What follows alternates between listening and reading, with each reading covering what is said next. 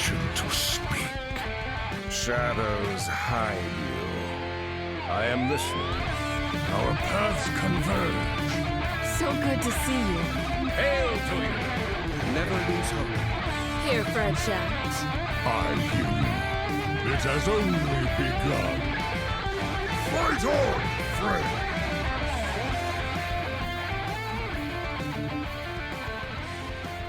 Welcome to episode 470 of Concede, a Hearthstone podcast dedicated to making the competitive side of the game more accessible to you. It is Friday, October 25th, 2024 in the evening. Coming to you from Nomergon, Ohio, it's me, Edelweiss. From Northgren, Massachusetts, we have Wicked Good. Hi. From Teldrassil, California, we have Megasa. Hello.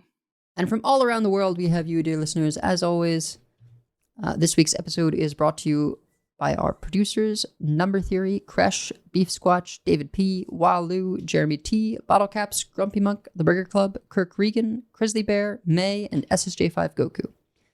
And by our patrons of the week, Wadeo and Alejandro Benavides.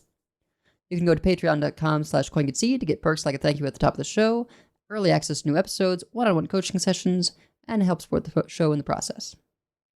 If you would like to support the show but cannot do so monetarily, please consider leaving us a 5-star review on your podcast feed of choice, as it always helps other people find the show. So, a quick note here. We do have some giveaways left. We'll be giving one away on our Discord. That's discord.coinconcede.com. And another away for members on Patreon, including free members. We will also be doing giveaways during our show next week. Twitch.coinconcede.com. So you'll have to be in the live show for that one. And we'll post on Discord, Twitter, Blue Sky, and Patreon. Yes, we have Blue Sky now because Twitter is really... it's getting worse. Because Twitter has escalated its dumpster fireness to a new level. So we have a Blue Sky account now. So... Yeah, and Patreon about a co-op stream if we can, maybe get one together for community days. So keep an eye on those socials, and leave all details of theory crafting to explanations because, and that's just sort of a note to us and a note for you, so yes, theory crafting happened. We don't want to talk about it during Life and Ladder and then talk about it again in Decksplanations. Yes. Really hard to do that. So that was the extent of my Hearthstone this week. So I will just say life things, which is that I had an unfortunate bit of a scare last night. My wife's coming back from services and she tripped on the curb and fell. And not only did she fall, but she was holding Leah. And so Leah banged her head. We did all kinds of concussion precautions, and pretty sure she's fine. She's acting normal. Kind of terrible thing I had to do was 4 hours after the thing, I had to wake her up from she'd been asleep a couple hours and make sure, okay, can you stand? Can you are you aware of what's going on? And she's so sleepy. And I put her back in the crib. Fortunately, we have a red light bulb that's sort of intended so you can turn on the light, and it is not as impactful for kind of shaking them out of sleep state. So that helped. But it was a scary night, and I had to kind of refrain from being mad at my wife because it happens. Yeah. And, I know she's clumsy, but even besides, these things happen. I'm sure she feels way worse about it than you do anyway. Yeah, exactly. So, I didn't, but that was an unfun time. Yeah. Having been the one that fell holding a baby, I can tell you that. Yeah. I was telling Edel before the show, there was one time when when my oldest was a baby, I nearly fell down the stairs while holding her. And that was, I caught her and I didn't actually fall down the stairs, but that was a terrifying split second. So yeah. I guess I can say from sort of a just top level thing, I got to cast the Theorycrafting again, and that was a good time, and I really love casting. I missed it, even if I only do the Theorycrafting ones now. It's really great, and there were some people in chat that commented that they were excited to see me. So always love doing that. And you managed to spec us when we were not playing a terrible deck this time, which we appreciated. May took the brunt of it for you this time because we spectated her while she was trying out some kind of miracle priest that we couldn't really figure out, and it might have been a bad draw. So yeah, that was tough. Yeah. Yeah, we feel that pain. Well, we were glad you came in during a really good game, and then we lost the next game. Mm-hmm. But we did get revenge after you stopped spectating. So, but we'll talk more about the theory crafting. I'll just also say I had a really good time, and felt like we did really well this time. I feel like Perils was kind of rough for us, but we got all the way to silver 10 with a star bonus of 2 in 2 hours. So that's not bad. Yeah. Yeah, and it felt more fun than Perils in general. Like we didn't take a bathroom break. I don't know if you realize that. Like we did not even stop to go to the bathroom for 6 hours, and didn't notice.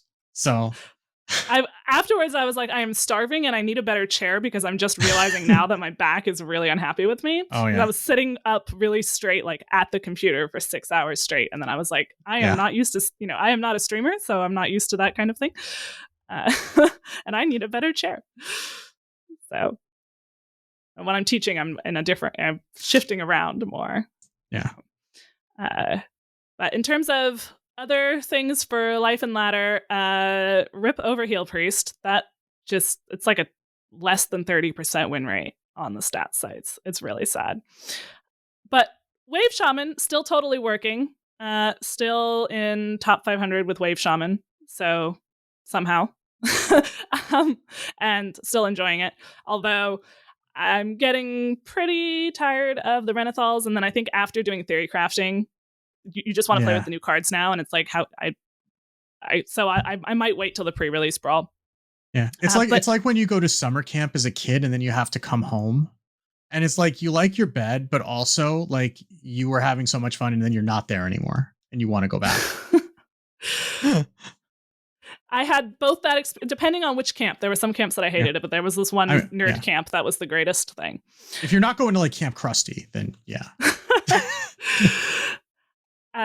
But my other news is that I appear to have gotten my husband into Hearthstone, actually. He played a little bit every so often to know what I was talking about, which was very sweet of him, but never actually really knew what was going on, I would say. And so, like, wasn't even really out of apprentice ranks. Like, he could follow what I was talking about to some extent, but didn't know, like, any of the cards, and also, like, couldn't really play a turnout very well because he doesn't play a lot of games, so he doesn't have a lot of the, like, background knowledge, and then he just has lots of other things he does with his time. But he, like, of his own accord, decided he was going to try this again. Went on HS Replay, which he found on his own, found Elemental Mage, saw that it had a good win rate at the lower ranks, and that he could craft it with the stuff that he had. And so he made Elemental Mage, and then he had like a 60-something% win rate. Now he's in silver, and he's having a great time, and he's been making all these great observations to me, such as, all these people keep trading into my minions when they could just kill me. Although I did have to tell him that sometimes you do have to trade, like, do kill the Crimson Clergy. But because he's listened to me say just go face on this show for a year. So he was like, well, you just always go face. I'm like, well, asterisk. See, this is the problem, is that he's only hearing your part of the conversation, and he's not hearing my part of the conversation, where I'd be telling him to trade all the time. So there you go. And then we get the balance and the force. So I did actually, you'll be proud of me, I talked to him about when you trade. But he was getting frustrated with being cleared by all the Renathal warriors. That is like what bronze is. And because Highlander Warrior is one of the decks that they offer you, right? And it's popular, and it has the most legendaries. So of course people, reasonably enough, take it. And so I was a little worried I was going to lose him to the dark side of control. But instead he was saying, well, if I put out boards that I don't mind them clearing, and then I have reload, and then I put that out, and then that's a bigger board, or I put it out in a way that they can't clear it, then I can still hit them, and it doesn't matter. I was like, yes. I mean, he's not going to be player's being happier born. playing control into those decks anyway. I can tell you, that's not not a more fun experience. So No, because you can't actually kill them. So at least he's playing something that can kill him. And I told him he was very prescient because he picked a deck that got a bunch of new stuff, which we'll talk about later, although it's a very different style, I think, this new Fire Elemental Mage than what he's playing. But the Fire Elemental Mage was good because it's a good deck, but it's also like, what do I do in this deck? Play an Elemental every turn. And then you have Lamplighters, and you have the Surger. But there's like enough lines that he's like slowly learning about the lines, but it works fairly well, even if you're just playing an Elemental every turn. So that was a good starter. But I'm very proud of him. He's going to be a little aggro enthusiast like me, unless he decides to annoy me by picking up something else, which is entirely possible, entirely within character, to be honest. Oh, I heard this priest class. You keep talking about how good this priest class is. that he ends up playing control priest because that's what he thinks he's supposed to be playing, and then too much to your horror. Like, no, that's not what you're supposed to play. Yeah, he was telling everybody at work that he was finally playing this game, and then he was like, the only bad thing about this game is that if you play it during your lunch break and then you queue one at the very end, they might take forever because it's a warrior, and then you have like yep. The number back when I used to eat in the cafeteria, the number of games I would have to finish walking back up stairs from the cafeteria in the office because lunch was over, but my game was not. Yeah. Well, if you're playing control, it's like, can I queue a second game during lunch? This is the question. It was worse when I was taking the train, and then I had to try to get a game to finish before the train came, and then I disconnected on the train. So that was that was a different kind of challenge. It was like playing Nozdormu without actually having Nozdormu in your deck. Yeah. Well, speaking of life and ladder, and besides theory crafting, how have things been treating you?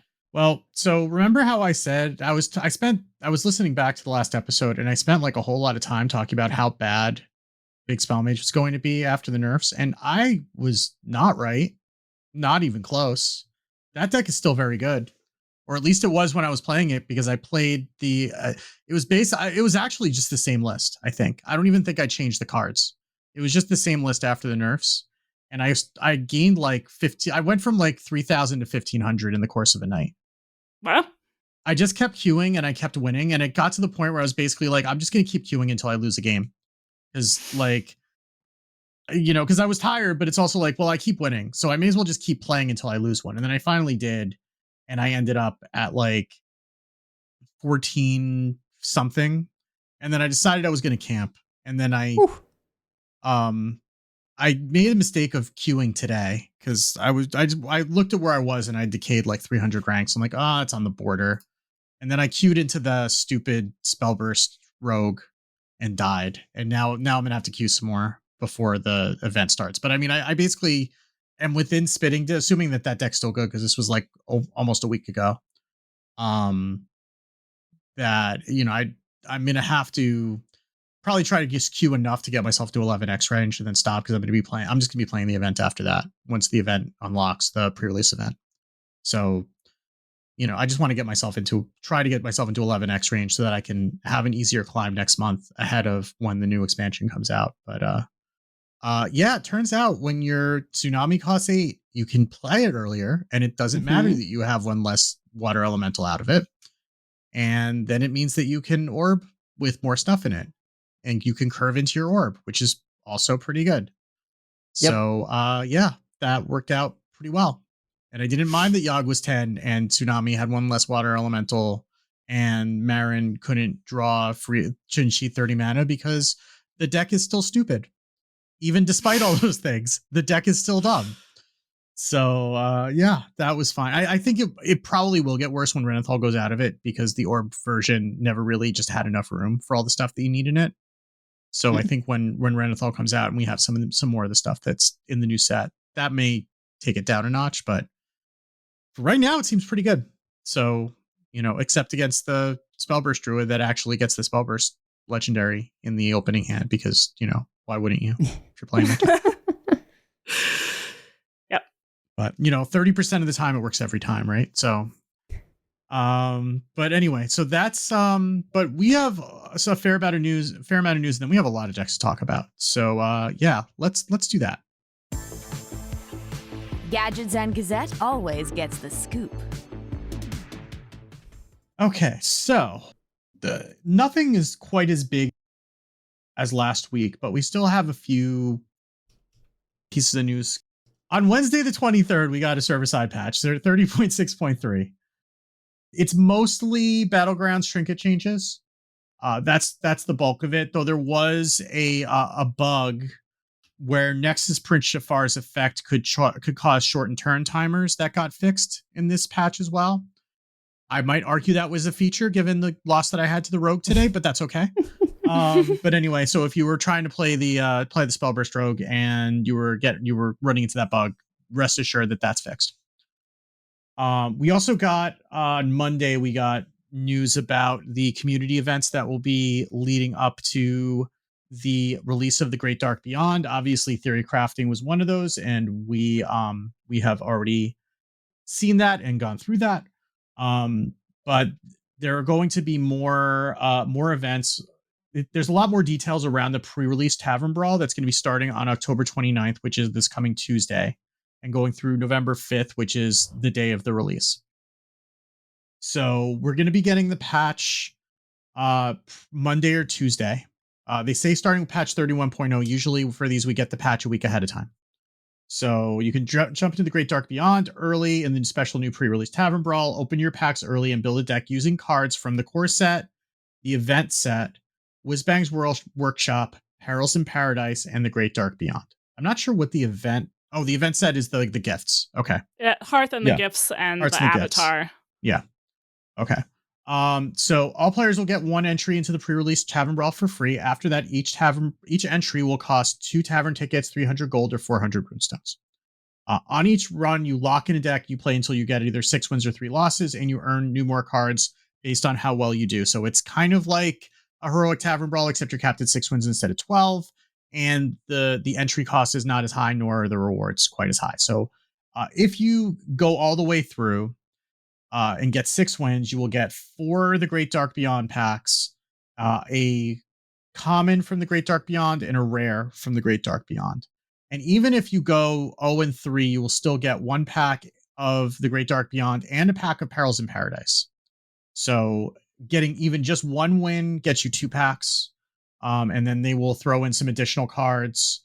They'll throw an additional common card for 2 wins and 3 wins, an additional Perils in Paradise pack for 3 wins. Once you get up to 4 wins, it's 3 packs and a Great Dark Beyond common.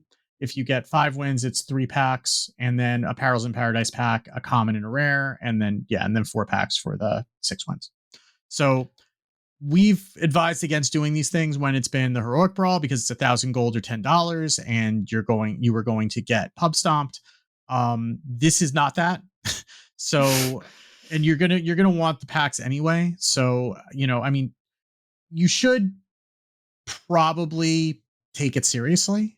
At least try it. But even if you're just getting the 1 win, you're pretty much coming out ahead because, well, you're not coming out ahead because, you really want to get to the 3 win threshold, or at least 3 wins to get 2 Great Dark Beyond packs and 1 Perils pack, right? That's really where you're going to break even on your 300 gold. But that, if you can that's just going 50%. So that's very achievable. Yeah, and this is, you'll get 1 for free. So that's do that minimum of 2 packs for free, right? And I really like that it's a more flat reward structure. They say this on purpose. This is intended to be different from the Heroic Tavern Brawls. They're wanting to not punish people for experimenting. You do get rewarded if you win more, but it's not so much that hopefully you don't feel like you have to win, and it's not going all the way up to 12. You're only on a run for up to 8 games. So you'll have a chance to switch it up. And I also really like that they're doing this with a different format, because it means that you're getting a chance to see the new cards in action, but we're not solving the actual meta, right? Like, it's not like, oh, if you can't buy into this, then you're behind and the meta will be solved before you can even start to play it. Also, because people can't craft cards for this, so people are kind of almost playing it like a roguelike in that, except for maybe some people who've gotten both pre-orders. Even then, you don't necessarily have every legendary from that. Yeah. So people are going to be playing with what they get to some extent. And you can also always just, like, Pirate Demon Hunter is almost all new cards. Like, it loses, like, Quick Pick and then Burning Heart maybe, and, like, that's kind of it. So if you just want to play it and get some packs, that's probably not a bad bet. Yeah, I mean, the elemental decks too, I think, are fairly this year. A lot of the elemental synergies, and I mean, elemental deck, both the elemental decks will scale with the new cards, right? So that's both shaman and mage, I should say. Yeah. So you could probably start with just like elemental mage or elemental shaman, and then and then work your way up from there. And I think it's really important to cut out last year's stuff just so that the new cards can shine, right? I mean, we've talked about how, hey, remember Reno is going to rotate and Yogg is going to rotate, and they made balance accordingly, but getting to do this pre-release just without those so that you could build your starship if you want, right? And not have to worry about it. I think that's really nice. And to be clear, no Reno either. Reno is not in this brawl. Yeah, exactly. I mean, sorry, no Reno and no Renathal is what I meant to say. Well, Renathal's not going to be in the new, not going to be there at launch either. He's going to rotate out on the day of the new expansion, but Reno will not be. None of the Excavate cards will be there. No Amenthul. So yeah, there's no Titans in general, right? Yeah. So, and maybe if this is really successful, they'll start thinking about doing one set in, one set out, like I've been advocating for a while. But that's neither here nor there. I doubt that, but they might consistently do these pre-release brawl deals with this kind of approach to format, right? Where it's not using the oldest cards so that the new ones can really shine. And this structure you all were talking about the rewards, it so heavily reminds me of I think I mentioned it before, a way of playing Magic where like you start with one pack. And then you win, you get another pack. Now, some differences, right? You don't get these until you finish your run, but and you can still use what other cards you have. I guess it would be funny to like, okay, you go in no Great Dark Beyond cards whatsoever. You go in with a deck that I guess is what, two expansions? Yeah, and core. Yeah, and core. That almost is an interesting challenge to me. Like, what can you do with 2 expansions and core, and then only use packs you get from this? I, of course, will not be that patient, but it would be interesting. I mean, you could. We talked about a couple. You probably also could do Painlock, right? Because Painlock, like almost all those cards are from this year too. So there are some good decks that you could probably build without any of last year's cards and be fine. So that's probably the way to start, right? Is just have something like that you can, Painlock's not going to get a lot of support aside from demons, but just have something that you can kind of build up as you go, right? So because you can't rely on getting everything that you want for like an optimal version of the deck. You're going to have to kind of hold some things together with shoestring and bubblegum for the first couple of runs until you get enough packs to be able to do that.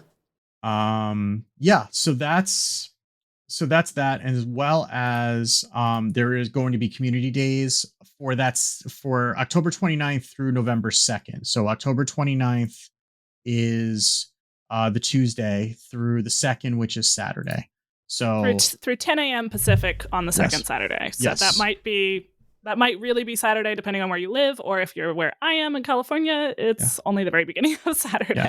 Yes. At 10 a.m. Blizzard o'clock. Yes. So there's going to be 3 drops that you can get on Twitch for watching Hearthstone streams. The first drop will give you 3 Whizbanged Workshop packs. The second drop will give you 3 Perils in Paradise packs.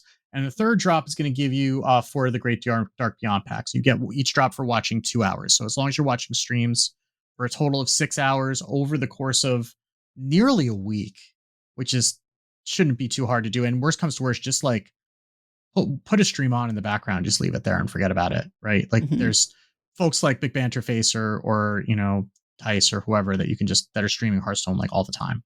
That you can note that it does have to be a, like, it can't be a different tab in your browser. It has to be, but if you open it in a different window, like on your other monitor, or you open it on your phone or something, then it counts as, because it wants you to be theoretically actively watching it.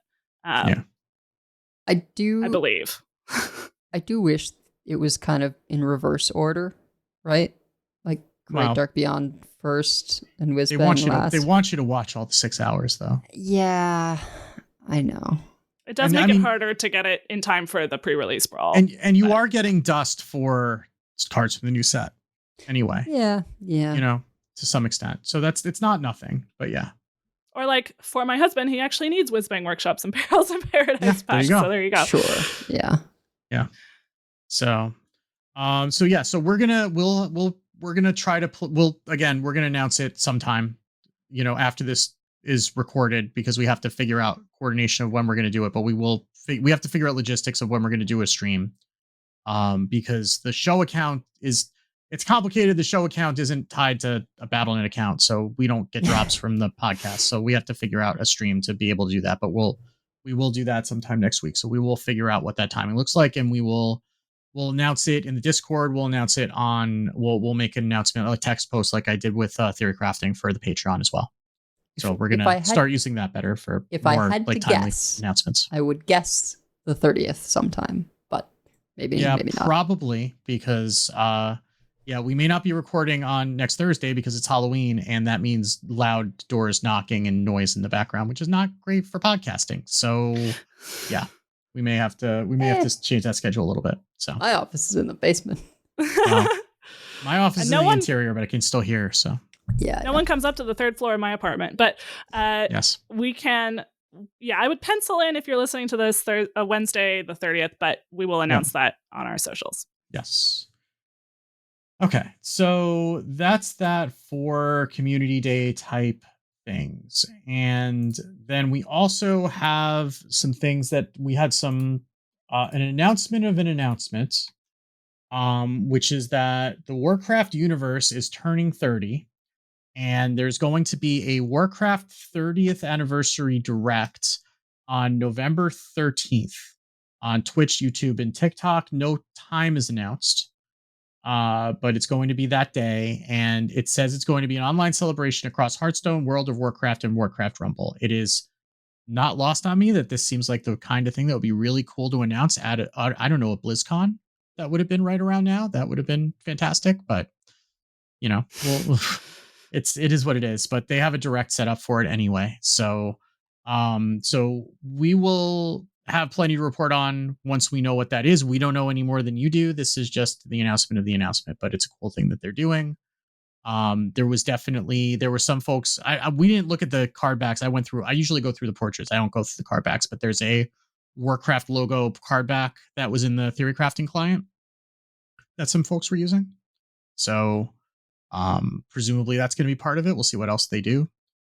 They've done things like special Tavern Brawls for like Diablo anniversaries in the past, so it seems fairly straightforward. I mean, I shouldn't say straightforward, but it seems appropriate to do like some sort of like a story brawl, but we'll see what they do. I don't know. Again, I don't know anything. I'm just putting out a wish list. So, we also have some shop updates. Thank you to Ben Hearthstone for going into the client and documenting everything as always. So there's a new Dark Moon Mal'Ganis portrait for Warrior. So that is $9.99 USD or 1,000 runestones with 5 Warlock packs. And then they brought some skins back for gold. There is Trapper Maiev, Fel Colossus Gul'dan, which if you are a fan of the Mecha portraits is one of those. And Elise, the original Elise Starseeker portrait. So those all come with just by themselves for $6.99 or 1,000 gold. Though the Elise one does come with a card back. I'm not sure if that's more expensive or not because Ben had already owned that when he took the screenshot. But that is also a very good portrait that I would recommend if you're playing Druid. If you're going to play Druid, you may as well at least have a good skin to, offset the fact that you're playing Druid on ladder. So that's that. And there's also there are a lot of new terms and new names in this expansion that can be difficult to pronounce. And Minty Fresh, Leo aka Minty Fresh, has put together a pronunciation guide set to music. I am not going to spoil it for you. Just watch it, and you will never pronounce Draenei incorrectly ever again. It's linked in the show notes, or you can search for it, and it's very good. Yes. It's very Ben Brode Ungorio rap. Sorry. Yes. It's not a rant. It is very much a rap. It's very Ben Brode Ungoro vibes, but with like pretty good like titles and like production values going on. Yeah. So worth a watch. Though I will say if Leo wants to step up, really wants to step up his Brode game, he needs to find some sort of a signature childhood lunch food to make a rap about next, for his B-side. Not grilled cheese, because that's taken, but I don't know, like Franks and beans or something. Like, find something, something to make his own. That's all I'm saying. All right, so that is it for news. So yeah, we have a lot of decks to talk about. So with no further ado, let's go do that.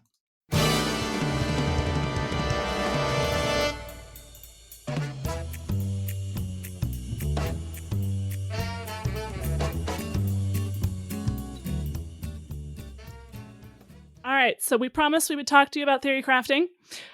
I put at the top here, blanket disclaimer, the Theorycraft meta is not the real meta.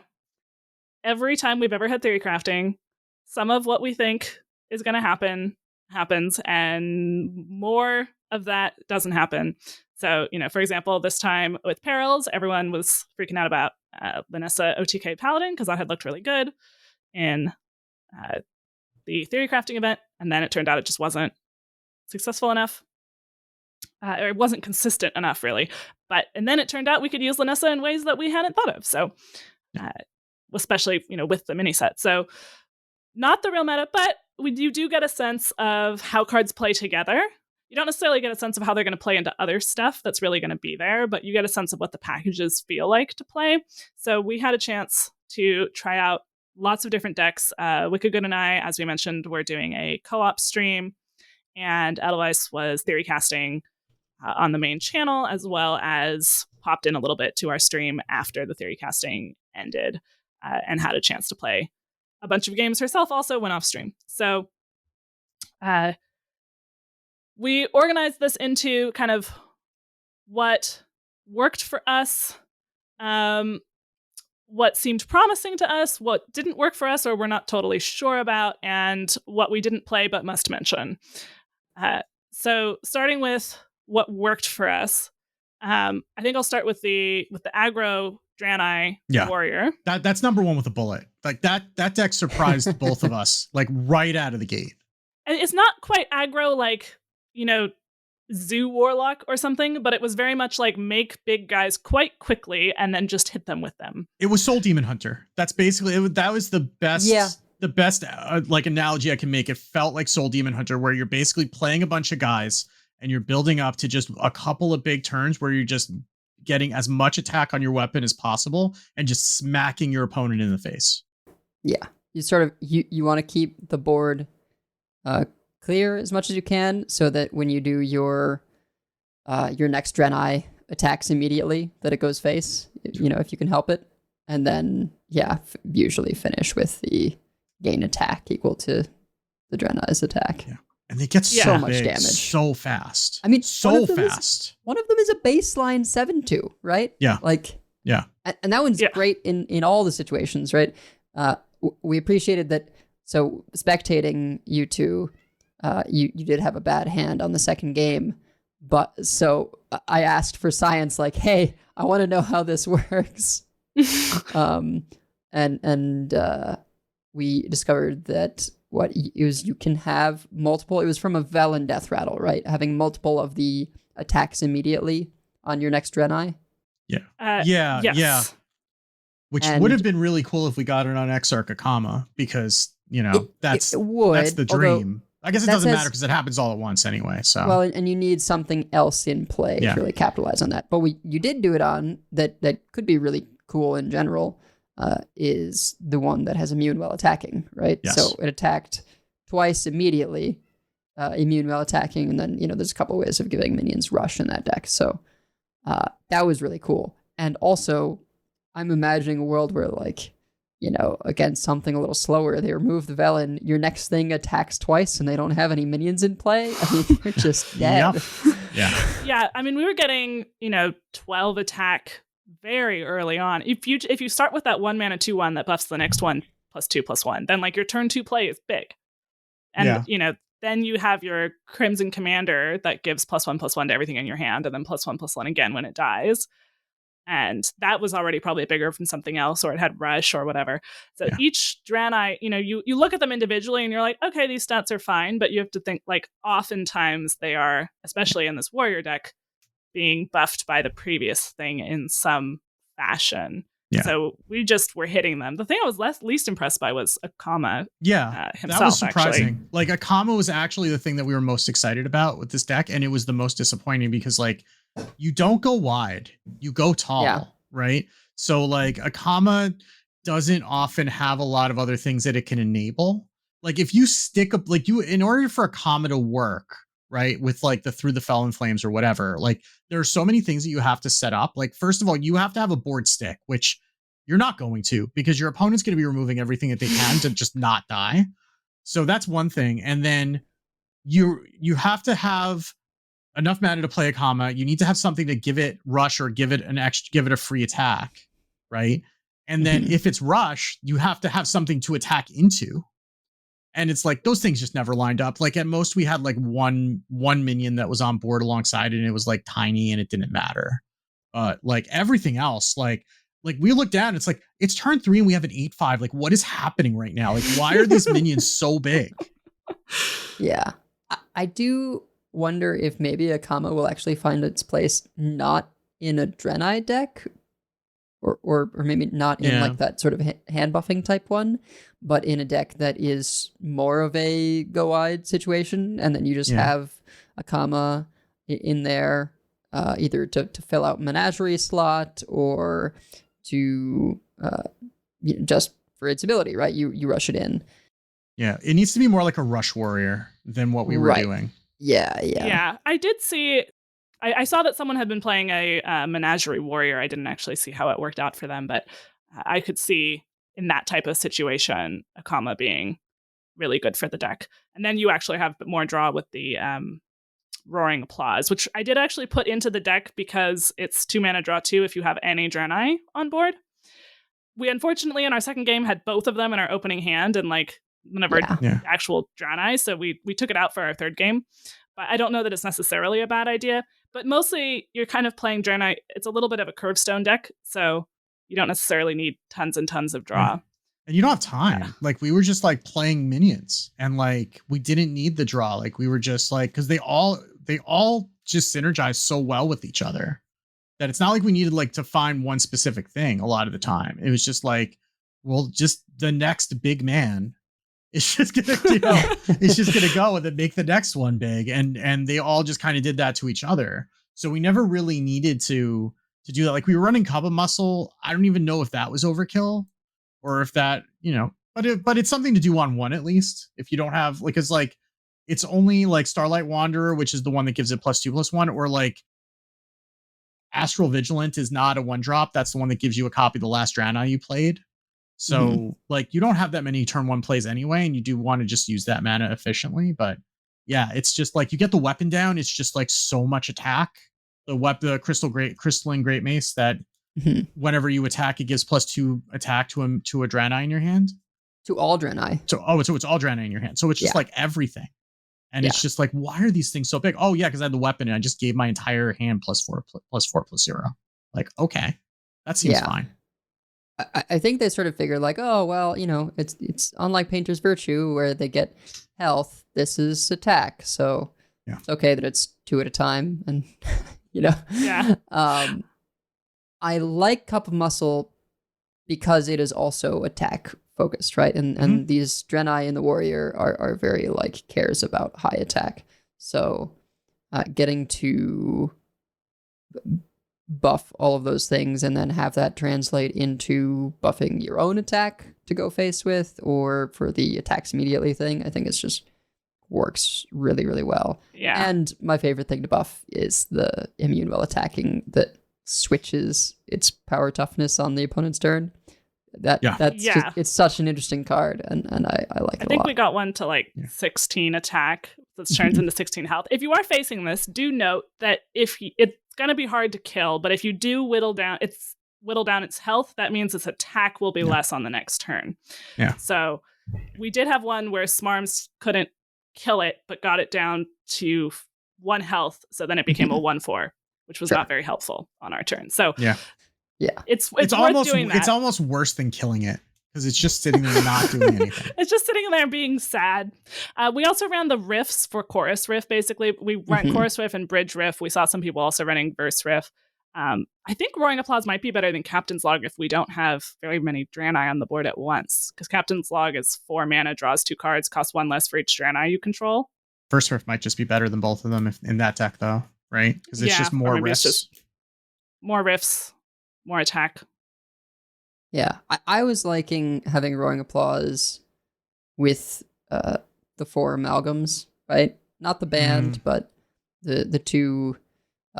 They started as 3/8. Yeah, we tried that not in this deck. What deck did we try that in? Because we tried that in a different Draenei deck. Maybe was it the Priest? We kept discovering it. No, there was there was at least a couple decks where there was at least one deck where we hard ran it, and I don't remember which one it was. We'll get to it. I think it was the Priest. It might have been the Priest. Those were pretty good. I could see those being good in the Draenei deck because you get them big and they just get every keyword in existence. Yeah, because they keep getting damaged. And they're butt heavy, right, to start with. Yeah. So in the case of using the weapon to get them attack, you get them up to 7 attack, right? If it rolls Wind Fury, they're just like, oh no. Yeah. I think the game that we played them, it was against an asteroid deck, and it kept like hitting it for 2 and giving it Divine Shield. Amazing. That was actually where we kept having them, was when we were playing the Warlock, and we kept discovering them because they're demons also. Right.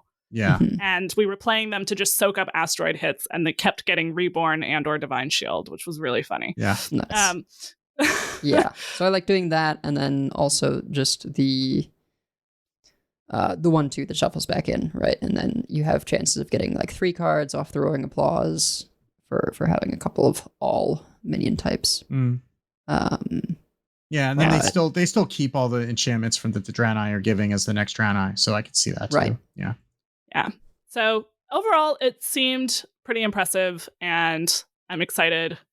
I'm actually excited to play Warrior for the first time in a while. I know. Because normally Warrior, styles that are not as much my style of Warrior. But yeah, we didn't even try like the slow version that I did, because I built a version with like Black Rock and Roll and some other stuff, and I'm like, I'm gonna make it really big and just hit them all at once. And it's like, we played Magase's list first. I'm like, I'm not even gonna bother. Like, this is just good enough. Like, there's no reason to go slower than this, because like you don't need that much attack, because the minions take it shouldn't even call it chip damage. When you're hitting for 8, is that chip damage? I don't even know. Like, so it had been pretty funny because we independently made a list with like 10 identical cards, and mine was aggro and his was control. I did try out the Spore thing, right? Oh, yeah. I don't believe it belongs in that deck. It is better than I expected, although I could imagine situations where you'd be like, oh no. When you get basically, if you get a decent to good roll on the first one, you're extremely happy, because you know that is going to be in every single one from thereafter. So like if you roll Rush on the first of these spells, it's like, oh, amazing. Yeah. Because then you can reliably say, okay, this is what it's going to summon. So I think that it's weird. It's unreliability at first, but once you know what's in it, you sort of can learn, okay, since I have a sense what's going to be in there, I can depend on it. Don't know if it'll be, enough on launch, but it is pretty cool, and I would not be surprised to see a bunch of play started next year. I mean, you'll pick it off of Amenthul for the time being, right? Like that's the kind of thing. Like that doesn't do anything. oh, it's start a game. Yeah, Oh yeah, that's weird. Okay, yeah. it's great. It's great. I love it. Don't pick it off of Amenthul. That would be a bad idea. Yeah, that's just a 6/5 if you pick it off of You can Amenthul. have a Boulder Fist Ogre. It's really good stats for the mana. Yeah. 6/7. Yeah. All right. Well, we tried a fire elemental mage. We had tried one that I made that was more close to the deck that exists now, like that my husband's playing. And then Edelweiss came in and was like, no. You just need to go all in on Saroon. Yeah.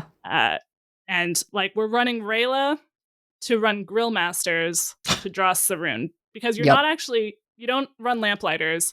You don't care that much about keeping your chain going, except for the Surgers. You want to have like enough elementals in a row that when you play the Surgers, you get some, but otherwise you don't care that much about the chain. You care about getting Saroon, and then you can just win out of nowhere with that. Yeah. Like we had multiple games where we're like, this is scary, we're gonna lose, and then suddenly, oh no, wait, we have a bunch of spell damage. Yeah. We have a bunch of fire spells in our hand, they're just dead. Yeah, we just top decked like a Flame Geyser. Like, oh no, never mind, they're dead. It's fine. Like, and Saroon, if you don't remember, is the 6 mana, 7/6 with battle cry. Give all elementals in your deck fire spell damage +1. So like, if you hit an Overflow Surger, which makes a copy of itself for every minion you've played, every turn you've played an elemental up to then the fire spell damage on that also copies. So that's the high roll, right? But you don't even need to do that. Like, even just like playing Fireflies and playing like Aqua Archivist into something, which makes the next one free. So it's effectively free itself. Or just like playing a Shell Spider and getting getting another card, which could be another elemental that gives you spell damage. Like, it's all good enough. And yeah, there's a lot of damage you can do.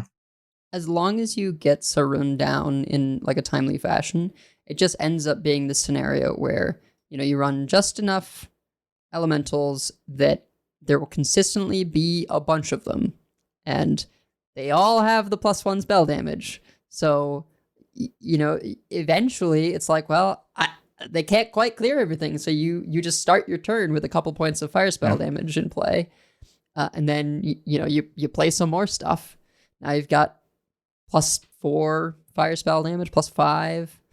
And the biggest, like, big deal card, I think, is the Solar Flare? Yeah. And yeah, being able to just clear a full board of stuff defensively to like work towards getting the higher end things. I do debate like whether it's worth having a copy of the Forge spell. Oh yeah. Molten Rune. Rune. Just because that gives you some reach. It's so much damage, right? It's so much damage. 4 spell yeah. damage. Rune. Flame Geyser is 1 less damage. I guess you're doubling it. Yeah, so that's the point. But yeah, the thing also with Solar Flare is that it gets cheaper for every elemental you play. So like you want to do that anyway, right? So like once you've played Saroon, you're not only making the Solar Flare cheaper, but you're also increasing the amount of damage that you're doing with it. And it says enemies, not minions, by the way. So that goes face as well, which is a lot. I mean, that's just insult to injury when you're doing 9 to the board and you're hitting their face at the same time. Like, I could see them, if this deck gets good, I could see them. That's the kind of thing that you buff to take away the face damage. Cause like, I could see that being a card if it's good enough. If it's too good, then I could see them say, well, it doesn't also have to go face, right? But, well, I mean, but this is it's an aggressive deck, but it's a deck that it doesn't need to win through the board, right? Yeah. And in fact, this version was much less a board focused deck and much more like a Saroon deck. But decks where you can have some over the top damage, hopefully that'll help counteract some of the sort of we're gonna make big starships decks. Which starships are also cool, to be clear. But I want something that can kill them as well. So I think this is really cool. And I'm also, a lot of people, including me, looked at Saroon and said, well, that says in your deck, not in your hand. Right. And we remember how bad that was for the Hunter Arcane Legendary. And obviously this is theory crafting, we'll have to see. But it's because we have like that elemental that just draws 3 cards and there's just so much draw in this deck. that it was not hard to get the elementals with spell damage into our hand in Theorycrafting. Yeah, there's the what is it? Burn the top 3 cards of your deck. Keep any fire spells or elementals. Blazing Accretion, yeah. And then there's the one we already had, Unchained Guardian, where for every elemental you played on the previous turn, so this is where it gets tricky, right, is planning out your Unchained Guardian turns. For each elemental you played on the previous turn, you repeat its battle cry of draw a card. So that can get you, 3 to 5 cards, depending, which is really big, particularly because of another new elemental that I experimented with and then was pleasantly surprised. The shuffle 5 random fire spells into your deck. They cost 2 less. Oh yeah, Blastoid. The quality of fire spells is pretty solid. Yeah, I mean the only bad one, and it's not even all that bad, is like the draw 3, burn them all, right? Or have they burn in 3 turns? Which for this deck might not be that bad. I would say eat the imp is a little worse, just because it's trickier to use. Hellfire could be a problem with all the spell damage, because you could kill yourself too. Yeah, potentially. But you could also kill them if you have a little extra health. Yeah. So I think overall the fire spells, and that gives you some extra reach in case you had to use your solar flares early to survive. And this is not like, it was not a simple deck to play, which is, people think, well, it's a minion type deck, it's just going to be like play by numbers, but that's not how it felt to play. Yeah. And importantly, especially when thinking about the Tavern Brawl that's coming up, there's 1 legendary and no epics. So it's really just, if you open Saroon, this is really open to you, because like the Blazing Accretions are rares. Perplexing Anomaly, there's 1 of in Edel's list. I think you could probably replace that with just any other elemental if you wanted to. You do need Rayla from previous. Well, no, but that's cards that you already have access to, right? Because you're not going to be able to craft during the Tavern Brawl. So like, as far as cards from the new set, you have to open those. You can't craft them yet for the Tavern Brawl. So that's going to be a little bit more difficult. Like Rayla's a card you might not have in your collection, but that's not hard to justify. I mean, Sandcastle you probably do. And even then that's probably replaceable. That's just there because you already have the Tourist and it's an elemental. But Rayla is the only one that you would really need to craft, but there are no epics in the deck, and everything it's from the new set. It's 3 rares, and then everything else is common. I would say also, if you happen to open Saroon and you don't have Rayla, we had a version that didn't have Rayla. It still felt good. Like, it felt fine. Yeah.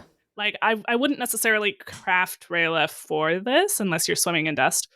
But if you don't have her, like, you can still play this deck. Yeah, and that's in the link in the show notes also. We have both versions. So yeah, I guess you could kind of run Talon instead. Like, if you really could do that. We weren't even doing that. We just drew it. We were just good at the game. We were just good at the game and drew it. No, I mean, what I was doing was, it was Elemental Mage, and then if you happen to draw Saroon, you're very happy, right? Yeah. So it was a little bit different. And probably worse. But it was still definitely a playable deck. Yeah, I think you had no, you didn't have Multi-Magma, you couldn't have, but yeah. So it was really just like take Elemental Mage, put the new stuff in, go to town. I will say, if you rip Molten Magma from the Blasteroid, that is insane. Yeah. You could also run, if you're really feeling spicy, you could also run Fiddle Fire Imp. That gives you fire spells. Yeah. But it's not an elemental. If it was an elemental. But he's adorable. No. He was kind of okay when we discovered him for like free or 1 mana in Warlock. In the Warlock, yeah. Which we'll get to in a second. But in the meantime, Space Rock Shaman, or whatever we're gonna call this deck. I like calling it Space Rock Shaman. It's my deck. I'm calling it Space Rock Shaman. The Expanse Shaman. Roids on roids. Like... No, because we're not running the Expanse in it. Oh yeah, that's true. Yeah, I was thinking the Expanse as in the show, because they get an asteroid and I don't know. I don't know your pop culture references. I'm old.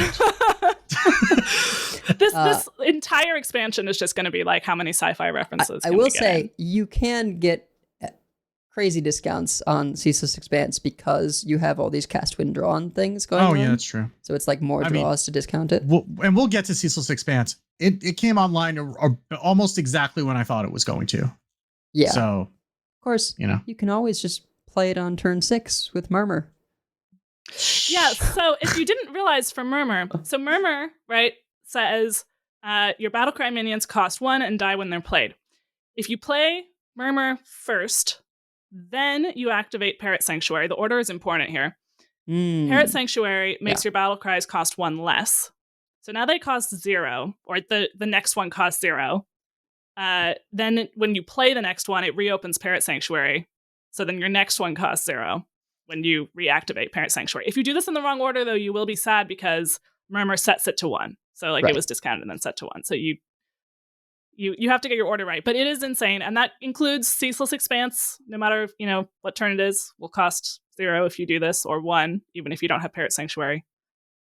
This has a particularly goofy interaction with the Nebula deck, which I don't like. I want to do the asteroid stuff instead, but people were doing a lot of Nebula things, and basically the deal is there is a neutral minion that costs 5 mana. I think it's a 6/4 or something. Stats don't matter. It swaps its cost with the cost of a random spell in your hand. You see where I'm going with this. You play Murmur, you do exactly what we just talked about. When you play this minion, its cost is 0. So the Nebula goes from 9 to 0 instead of from 9 to 5. You can play the Nebula immediately. The neutral minion dies, so you get your board space back to summon your 2 8-drops with Elusive and Taunt. It's very silly, and because of the, if you've got multiple charges on the location, you can then continue with more 0-cost battle cries if you have, other stuff to do. I think someone did Shutter Block into something afterwards, and I was displeased. Yeah. And then you can Sasquatch it next turn if you want. Yeah, and Nebula's a Discover too. We got that in Druid, much to your chagrin, I'm sure. Because of the card that gives you the random arcane spells, and then we and we got a rag off of that, and that felt great because I don't care that I don't care he can attack. He's taunt and elusive, and he gets to hit something in the face for 8. Like I'm good with that. We're good with that. I want to briefly say, I forgot to say when we were talking about how the Expanse works with Murmur. The Expanse is the one minion that will not die when you play it when Murmur is out, because the Expanse kills Murmur before Murmur kills the Expanse. I mean, honestly, fitting. Yes. It is flavorful. So you can get your 1 to 0 mana 15/15 on turn 6 or 7. Yeah. This way. It will kill Murmur, of course, but you will then still have your 15/15. But it will also kill everything else on the board, which is what you want it to do. Yeah. And particularly, if you're doing the Nebula deck, then you could do what I described earlier first. And when I say that, I don't mean playing the Nebula. I mean you swap the cost, do the thing that makes the cost 0, then you play Ceaseless Expanse, then you play the 0-cost Nebula for extra salt in the wound. Then your rag always goes face, because you'll always discover rag. That's just science. Oh, yeah. From what I saw, it was always rag and the space rock that is an 8/8 death rattle, summon 2 4/4s that have death rattle, summon 2 2s that have death rattle, summon 1 1s. And giving that elusive and taunt is rude. It is unkind. And absolutely why that card exists. It's to be discovered by Nebula. Yes, that is why the card exists.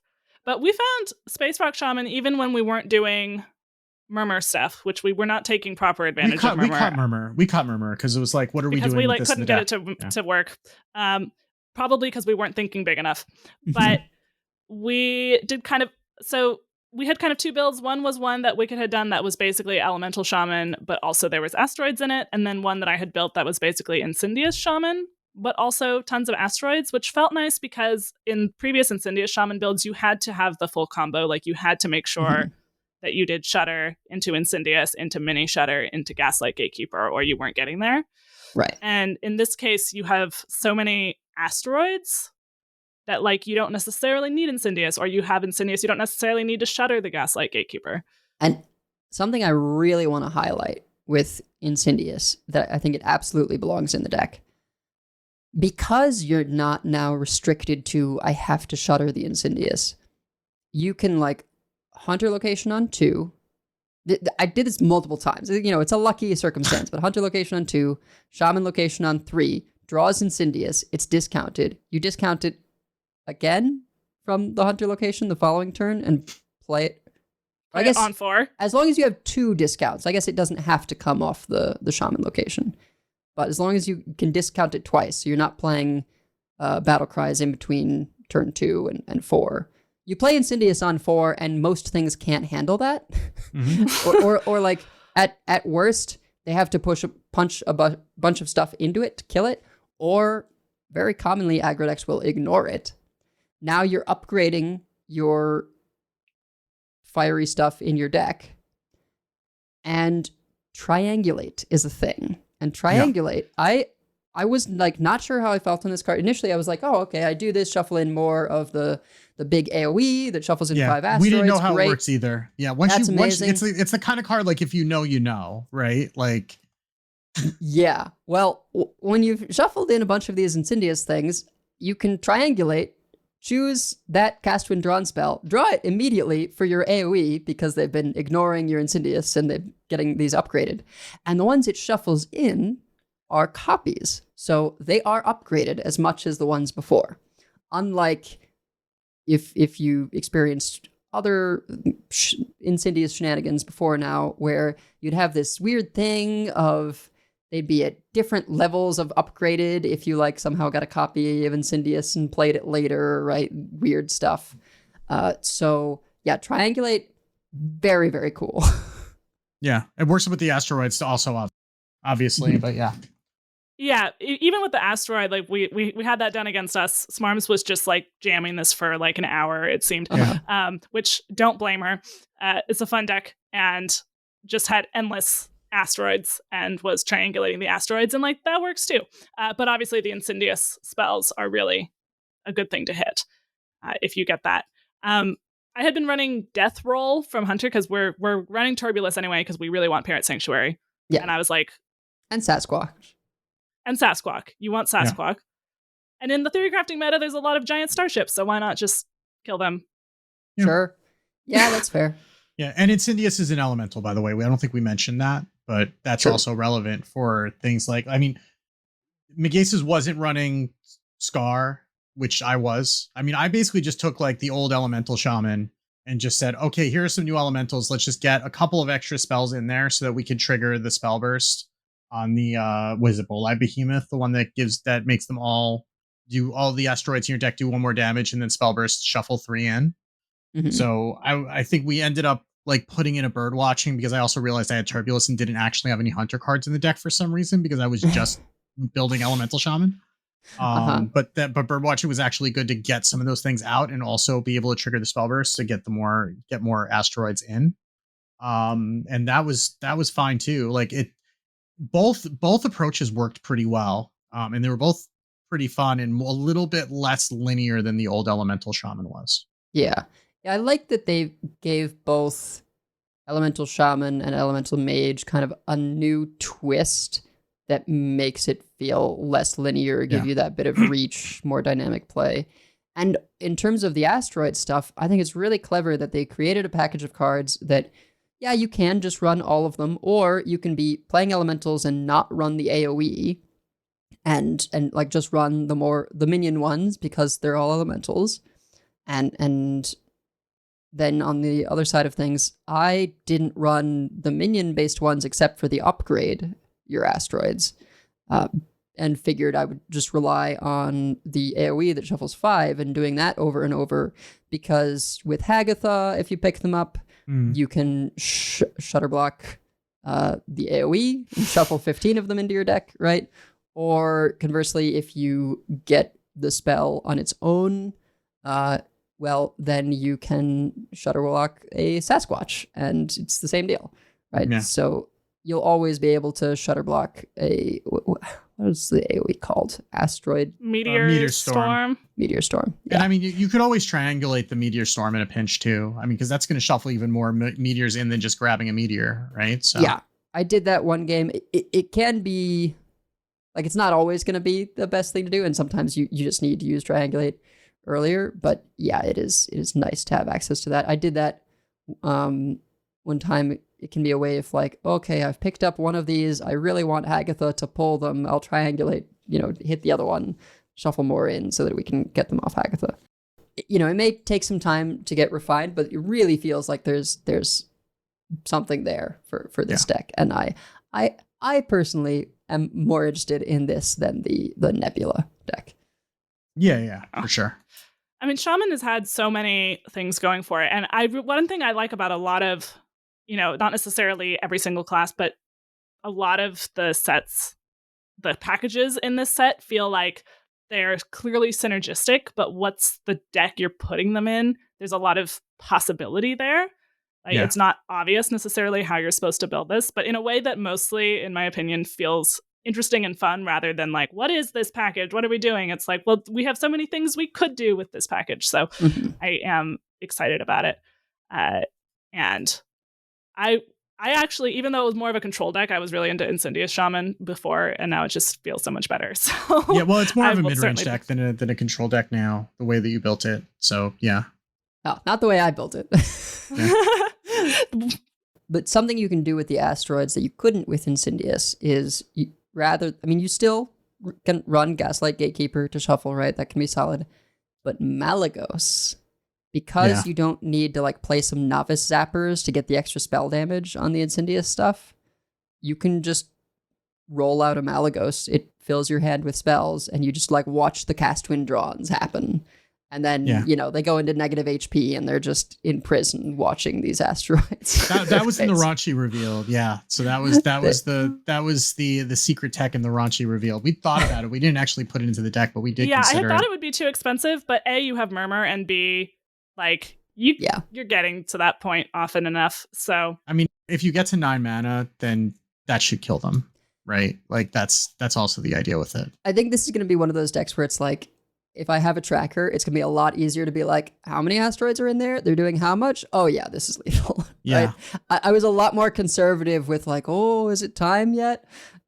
Because I didn't have a tracker up because it doesn't know any of the new cards.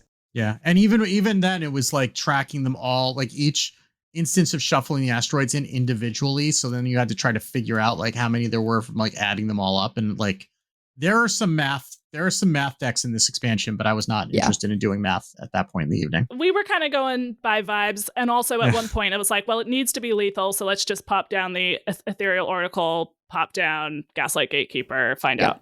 Yeah. So sometimes even just drawing a little bit, you have such a density of stuff that it's fine. Yeah, that's the kind of thing where it's well, it's a 50% chance that it's lethal. Either it kills them or it doesn't. So, Eloise, you had put Space Pirates here as a deck that worked for you. Yeah, I guess it didn't for everyone. I actually threw my list over to Stormrage, who was very pleased. He's a big fan of Demon Hunter. I had to push a little to get 10 cards. I put the Exodar in there, and I don't think it belongs. I think this is actually the rare Starship deck that you just don't run Exodar because it costs 8 and you're an aggro deck. You're perfectly fine just spending 5 to launch your Starship that way. But essentially, it is Pirate Demon Hunter as you know it. But the Starship for Demon Hunter has I think 2 mana 2/3. When it attacks, give your minions +1 attack, and a 3 mana 2/4 Rush Wind Fury. So once you have one of each of those, you have a Rush, Wind Fury. Whenever this attacks, give your other minions +1 attack. It is a build your own Savage Roar. Sometimes you get particularly lucky and have both of the give your minions +1 attack. And so the deal is you set up either the sigil or the location, and since you're gonna be getting those charge minions on turn without too much of a mana investment. Say it's, turn 6, you've got the location out, you can activate it, and hero power, attack their face, activate it again. That's 4 of them. And you've got 5 mana still to launch your Starship, which it's usually not too hard to be like, okay, they have a minion I can rush into twice, and you just Savage Roar the board. And that is a ton of extra damage. So, and you do all the regular pirate stuff, right? Good early game where, because you only need one of them, right? A sigil or the location.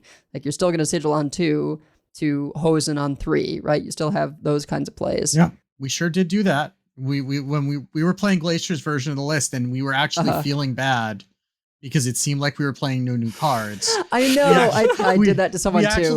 We had to lethal them with Zortoth just to prove to them that we weren't just playing old Demon Hunter and Theorycrafting. Yeah. I had a similar situation where I was like, okay, I'm going to kill them, but before I kill them, I play these 2 new cards to show like, look, there is a plan. There's new stuff going on, I promise. But yeah. I think that could do quite well, particularly day 1 when people are figuring stuff out. Yeah. Yeah, we know that's already a powerful deck. And space pirates, we have to have space pirates. Like space pirates, it's just a fantasy trope that needs to, a sci-fi trope that needs to be there. I forget the rarity of the Demon Hunter starship pieces, but I imagine that would be a really great route to go in the the pre-release brawl, because you take Pirate Demon Hunter and you just open these starship pieces and you're good to go, right? I mean, it's 4 cards at minimum.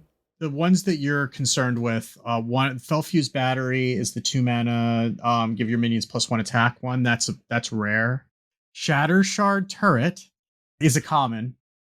That's the Rush Wind Fury one, and then Warp Drive, or AKA Hull of Gul'dan, right? Which is if you're building a starship, draw 2 cards. If you're building a starship, they cost 2 less.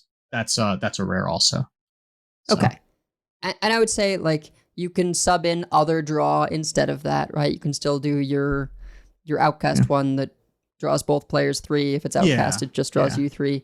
And then if you pick up the draw thing later, you can add it in. But as long as you get the starship pieces, like Zortoth is very optional. Like if you have it, you probably run it. Nice. You don't need it in order to play this deck. You can just put something else in there. Yeah. You could probably just put in like deckhands, honestly. Like. Yeah, potentially. Yeah. Although you can't have quick picks in the pre-release brawl. Oh, you just find some other weapon. Yeah, you have to find some other weapon. I mean, you don't often have weapons. Like deckhand is actually kind of tricky unless you have like that is tricky, 3-4 weapons in the deck. But or you just run the 5 mana 3/8 or something just to get up. It's an extra pirate, right? That can just get big. Or the 2 mana 4/1. Yeah, or the 2 mana 4/1. 2 mana 4/1 discover a pirate, right? Like, oh yeah, that's true. That's options. legal. Yeah. There's pirates. There are pirates. All right. Well, we're going to try to go a little faster through what seemed promising to us. I think it made sense for what worked for us to really spend some time. But and so some of the ones that we had a wheel warlock with demons that Wicked made, worked out pretty well for us. Basically, the wheel was more optional if you needed to kill slow things, because it was basically a kill Jaden deck, and you have things that you that 2 mana 2/3 elemental that makes all of your discovered demons for the rest of the game cost 1 less. Foreboding Flame. Yeah, that card is that's real insane. Good. That card's real good. Very important that it's not a demon. Yeah. Because otherwise you could just keep generating them and making stuff even cheaper. But yeah. And we weren't really running any like natural demons in the deck aside from Archimon and Kill Jaden. Like we were running things that made demons like Dark Alley Pact and Endgame. Basically, we're doing like the Dark Alley Pact Forge of Will's Endgame thing. Yeah. Right? Because then the endgame, unless you're later in the game, then you know, maybe it's fine to get a Kill Jaden or whatever. But early on, those are just like a big thing. The reason that we were running Wheel is because if you play Kill Jaden, your deck always has, from a fatigue perspective, always has 30 cards in it. So even if you blow up your deck with Wheel, you still will not fatigue. So it's just like a bonus to just end the game faster. Yeah. Blow up your deck, not the portal. Yeah, and we ran Sargeras in that too. So yeah. We put in a caricature artist. We didn't actually play it. Yeah. But we put in that because you really want Kill Jaden. Like. Yeah. So I built a Loken version. Oh yeah, that'll work too if everything's big. Yeah. With the only small minions being the elementals, right? The elementals, two yeah. threes. And I felt bad. I actually beat Smarms with 2 15/15s because Ceaseless Expanse. Yeah. Ceaseless Expanse. Yep. So Pretty good. you know, out with the Phantom because you're no longer destroying your deck, right? If you've played Kill Jaden, and in with the Ceaseless Expanse, and boy howdy, that was that was something, right? Yeah. Loken Expanse got the location out. 15/15 rushes in. Oh, can't do anything about it. There we go. That's game. Yeah. And a card that I found for this that was interesting that has seen 0 play up to now, but actually seemed to work okay was Tabletop Role Player, which is from Whizbang's Workshop. It's a 4-mana 4/3 with miniaturized battle cry, give a friendly demon +2 attack and immune this turn.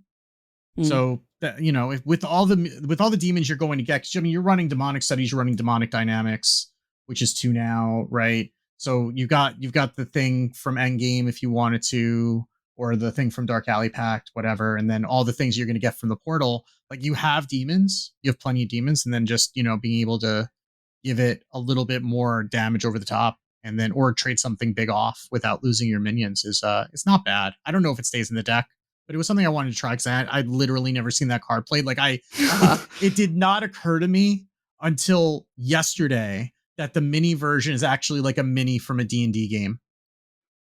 That's the art on it. Because I've never seen the art on it because it's never been played. Right. That's fair. Yeah. Yeah, I had completely forgotten about that. I was like, what is that 1 mana in the corner of our hand do? Oh, that's the mini. Minis are still legal. Oh, goodness. Oh, and you also have Black Hole, which is the Twisting Nether, but doesn't kill demons. Right. So that's the other thing which might get swapped for Twisting Nether if the mirrors show up too much, right? Because it is bad in the mirror. But it's good in other matchups. It is exactly like Dragonfire Potion, where everybody was running the Drake, right? Azure Drake. So it's the same type of thing. It's very bad if you run into. I think we did queue into a mirror and we were holding it in our hand like, wow, this is 8 mana to nothing. This is fantastic. Yep. This is 8 mana. If my opponent has the Starship pieces, then that's the turn I can use this. Yeah. We didn't even play the Starship in that deck. We just played demons. Yeah, I think that's the way to go. But speaking of starships, you all played something I did not touch. Starship Druid. Yeah. We won a mirror against Danehearth somehow.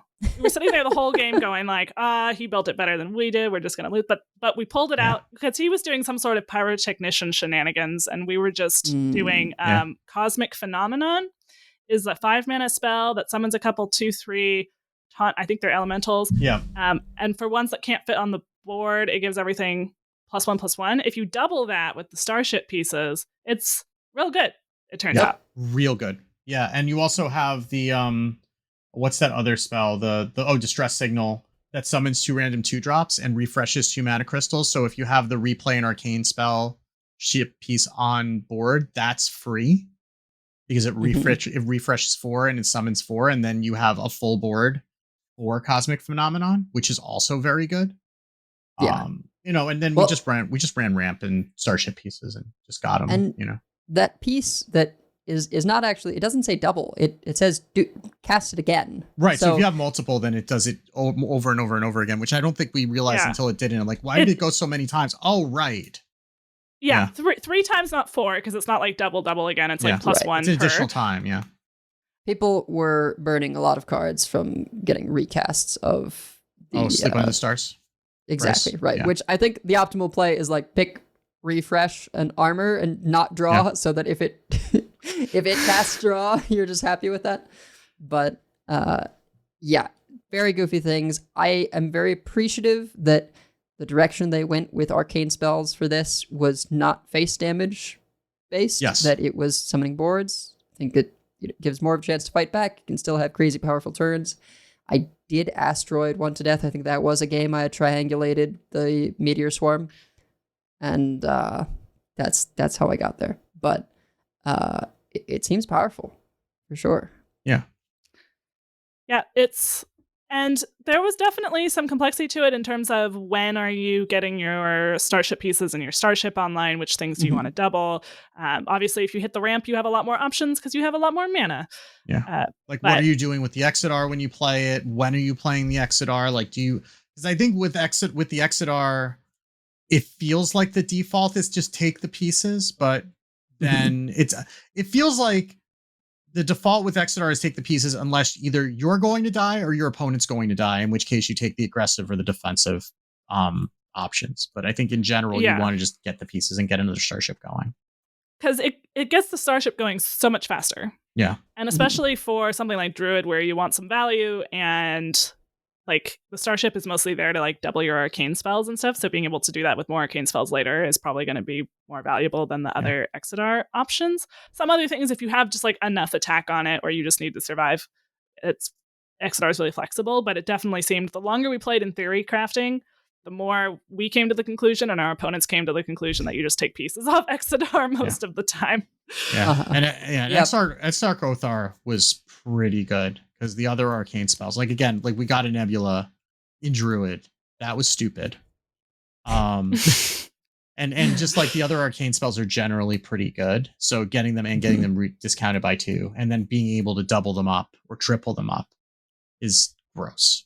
It's very gross. Aren't you just excited for when they then add Fizzle to this and do it even more times? And you know, there's just like a one of the location so they can do spell damage for the one where you discover from your deck and get copies of it so they can do it even more. Yeah, no, I'm thrilled.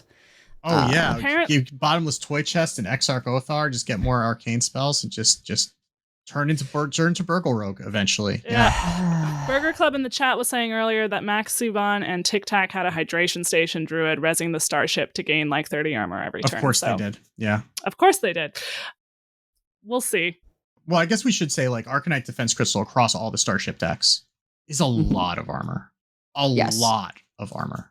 Well, and many have ways of interacting with death rattles. Yeah. So, you know, with the druid, I think it's like doing arcane spells multiple times means Sleep Among the Stars gives you a bunch of armor. Also, the 6 from those things. But then Hunter and Death Knight both can yodeler their starship. Yep, they sure can. So, in addition to the other death rattles that they put on them, if there's the armor in there, just sort of incidentally, like even one of those in there getting yodelered is 12 on the yodeler activation and then another 6 just there. Yeah, it's casual. It is so much, particularly when you consider the fact that they already gained 6 from the piece itself.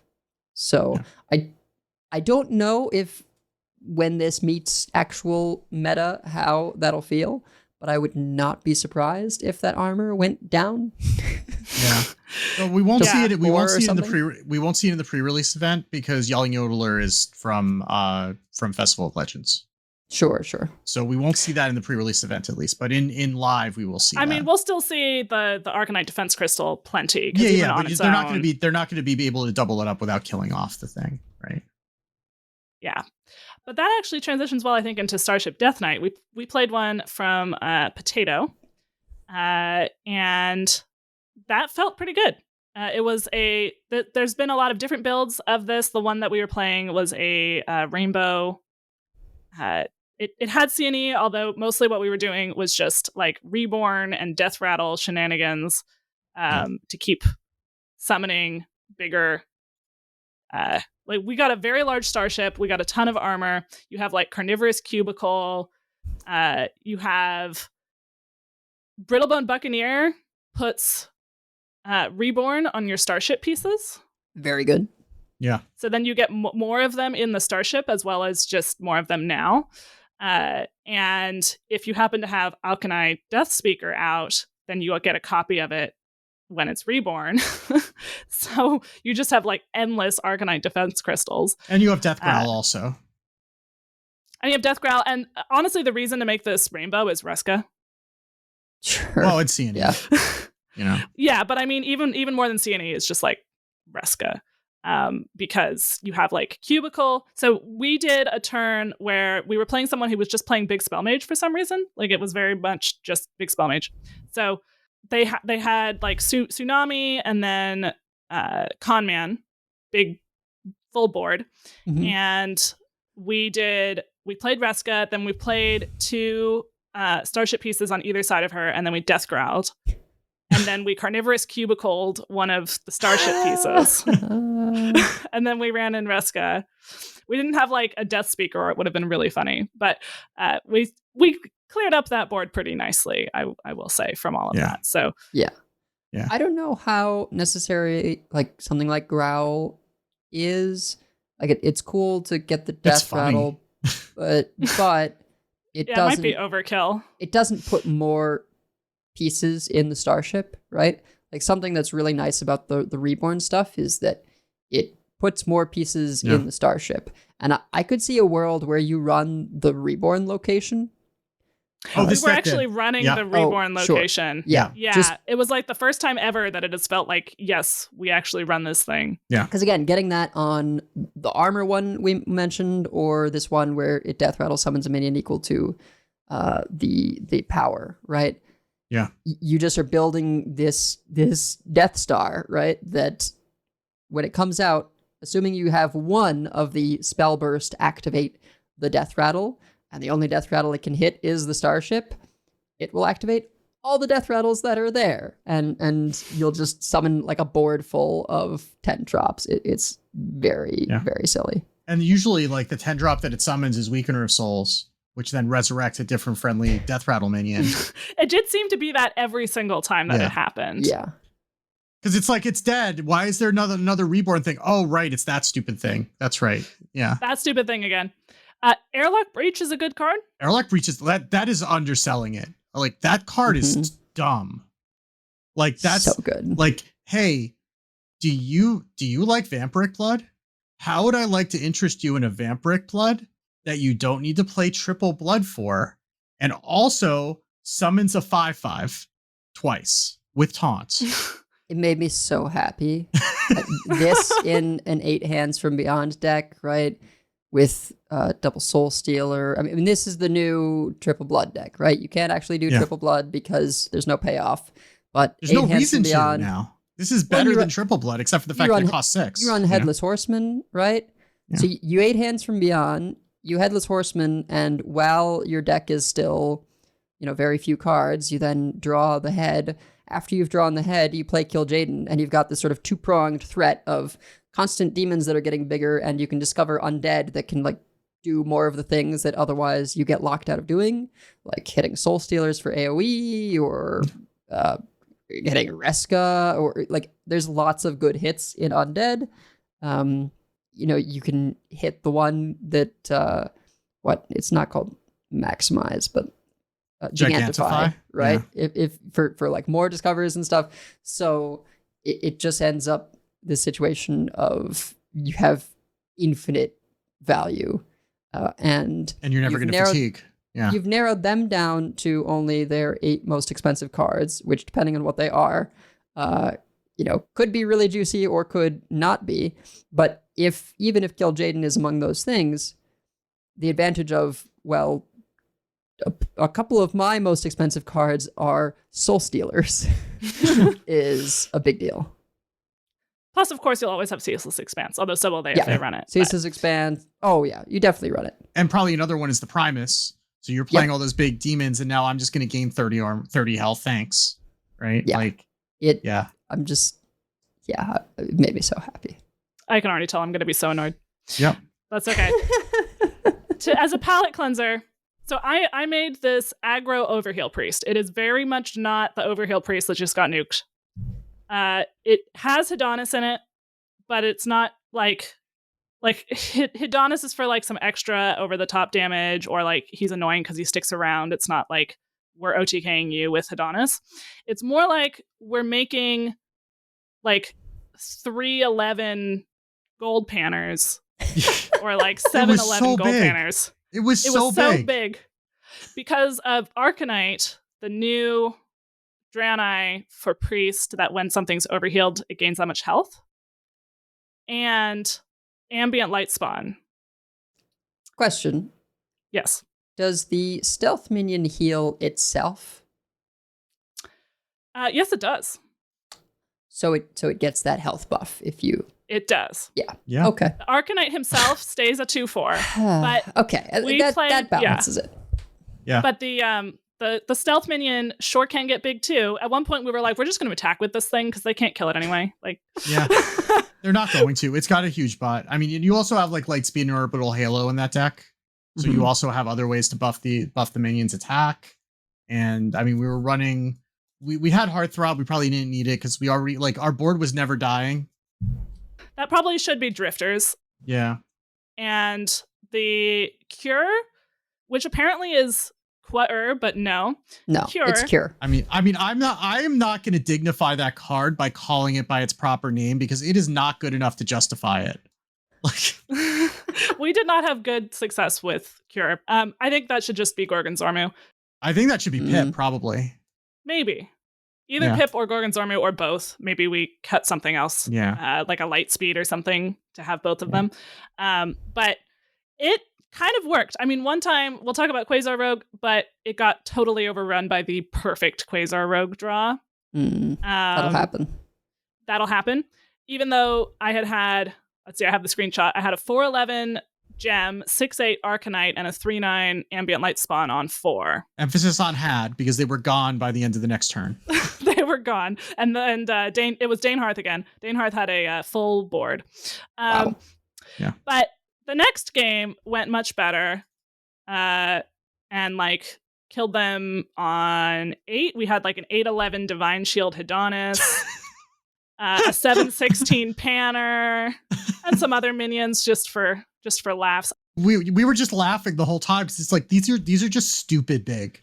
It's not even like it makes no sense what this board looks like right now because these minions are so big. I think if you whiff on ambient light spawn, it'll probably feel a lot worse. We didn't whiff on it either of the games that we played. Yeah. But ambient light spawn's a good card. I'll just say that ambient light spawn is a good card, and Panners did seem to be the way to go in this deck. So the point of it is just we make these minions too big for you to clear, hopefully, and then we kill you before you really get your clears online is the goal. So I will definitely be refining that and keeping people updated.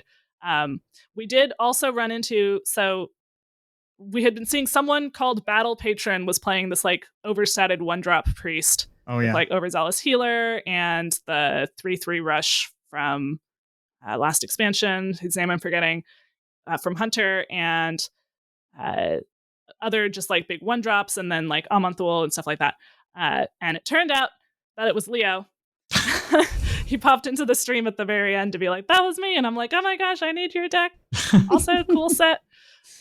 We did manage to beat him with it barely because it was a fire elemental thing, and you feel like you're losing until you top deck your amazing spell damage, and then you're like, never mind, we win. Yep. Yeah. Yeah. Well, I will quickly touch on a couple of my decks here. So I guess I'll say Crew Demon Hunter first. A lot of people crapping on this, and it may be justified, but I had okay success with it. I think there may be something there. Sottle was definitely giving it the sauce, because he said, he watched a game where he was like, ideal curve, got a bunch of them out on 4 against a druid, and Kibler won on the druid, and it was not close. Yeah, I do wonder how much like the 4/4s are going to matter in like a live environment too, just because like there's a lot. I mean, 4 is a good amount of health, but yeah, it's even when you can get a few of them down. Like we played against that a couple times and it seemed okay. It didn't really seem like oppressive, but it also didn't seem like it wasn't competitive either. So yeah, I mean, the way I envision a Crew Demon Hunter working is very aggressive in the things that are not the crew members, and then you play some of these things as like okay, they dealt with my stuff, here's a board full of new ones, right? But then the key is you need some kind of big refills, right? Like a bunch of draw that is going to fill your hand up with a bunch of them, and then you can do it all over again. So maybe it's just not there just because it's this weirdness of lining things up in your hand. But I had some success with it. 4 is a nice breaking point for certain AoEs, and I had a funny game against you two, actually, where I got the poisonous crewmate at just the right time. The hunter starship attacks minions when they're played, so I played the poisonous and it killed it. So I think I yelled out at that point, "Hoist on our own petard." I believe is what I said at that point. I believe that is what you said. The other thing that happened that game was that you stuck like 3 of those 1/3s. Like you stuck the 1/3 at the beginning that puts crew members in your hand. Took us a while to kill it. At that point, you had copied it somehow. Took us a while to kill the next one. Yeah, there's the one cost where you get a copy of the last Draenei you played. I can do that on either that one or the legendary, who is, I want to say, a 4-mana 5/4 rush that shuffles 8 crew members into one of each of them, right, into your deck, and has death rattle of draw 1. This was probably too much, but I was running the discover a death rattle. You played this game, trigger as death rattle, so that draws 1, but also gives you another copy of the legendary, who you can rush in and shuffle another 8 in. So the key then is having a way of a bunch of refill draw. And so I had the forage card where it draws, if you foraged it, it draws up to your opponent's hand size, and then you draw 2. So that was kind of my take. Probably more gimmicky than anything else, but it seemed like it might not be quite as bad as people advertised. Something I actually found more promising, but I think it can't be like the only thing the deck does, is an Arcwing Mage. So Arcwing Pilot is a Draenei in Mage that has end of turn, deal 3 damage to a random enemy, spell burst, summon another Arcwing Pilot. So not a copy, just another one, right? It has to work that way so that the new one has the spell burst, like not procced yet.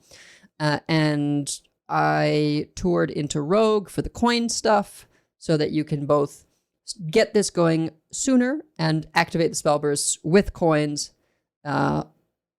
Side effect of that, I'm like, well, if I'm running Skilla, I'll just run Supernova, because sometimes you'll get it 0, and discovering a handful of 1-cost fire spells is potentially a good way to finish out the game.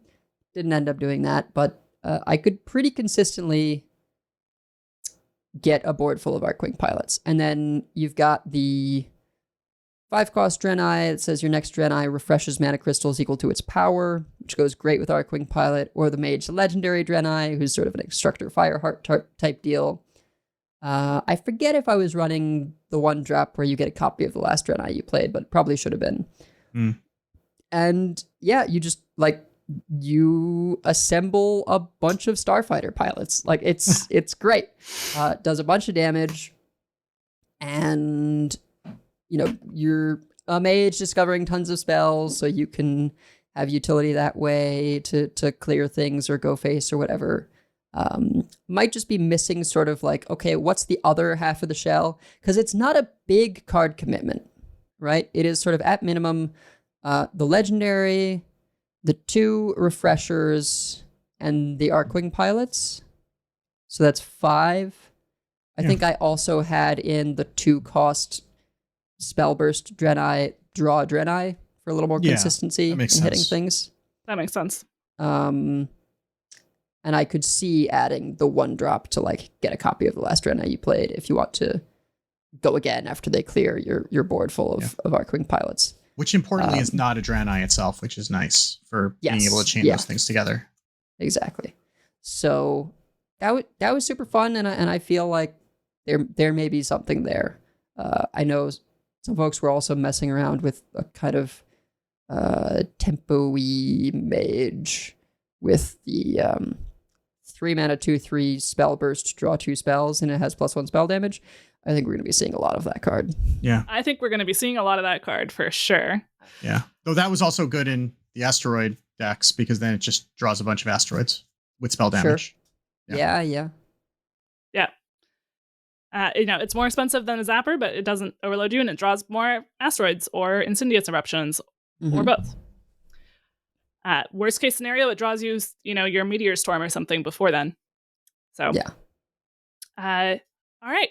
Well, we'll try to go a little quicker with things that didn't work for us, or we're not as sure about. We're not quite sure how to make it work. Draenei Priest, do you want to speak to that, Wicked? I guess. The problem with the Draenei Priest is that it doesn't really have a clear direction like the other Draenei decks do. Like the Draenei Warrior is pretty clearly like, hit him in the face. Like the Draenei Demon Hunter is all around the crewmates. Like Arcwing Pilot's pretty clear for Mage. There's not a clear direction. Like you have Ascara, but it's like, what am I copying? Like Shield of Ascara is good, but it's not winning you the game. I mean, you can get 2 Velens, which is good, but then it's what are the Velens doing? Right? I mean, they're getting you more things because they get the Ascara Battlecry loaded into them, which is nice. But it wasn't really clear, and maybe it's just going to take a little bit more time to figure out like how to get this to happen, because you need to dedicate a fair amount of the deck to Draenei, which means you're not really running the control tools. We also were running Cure, whatever the hell it is. That card sucks. Just say Cure. Yeah.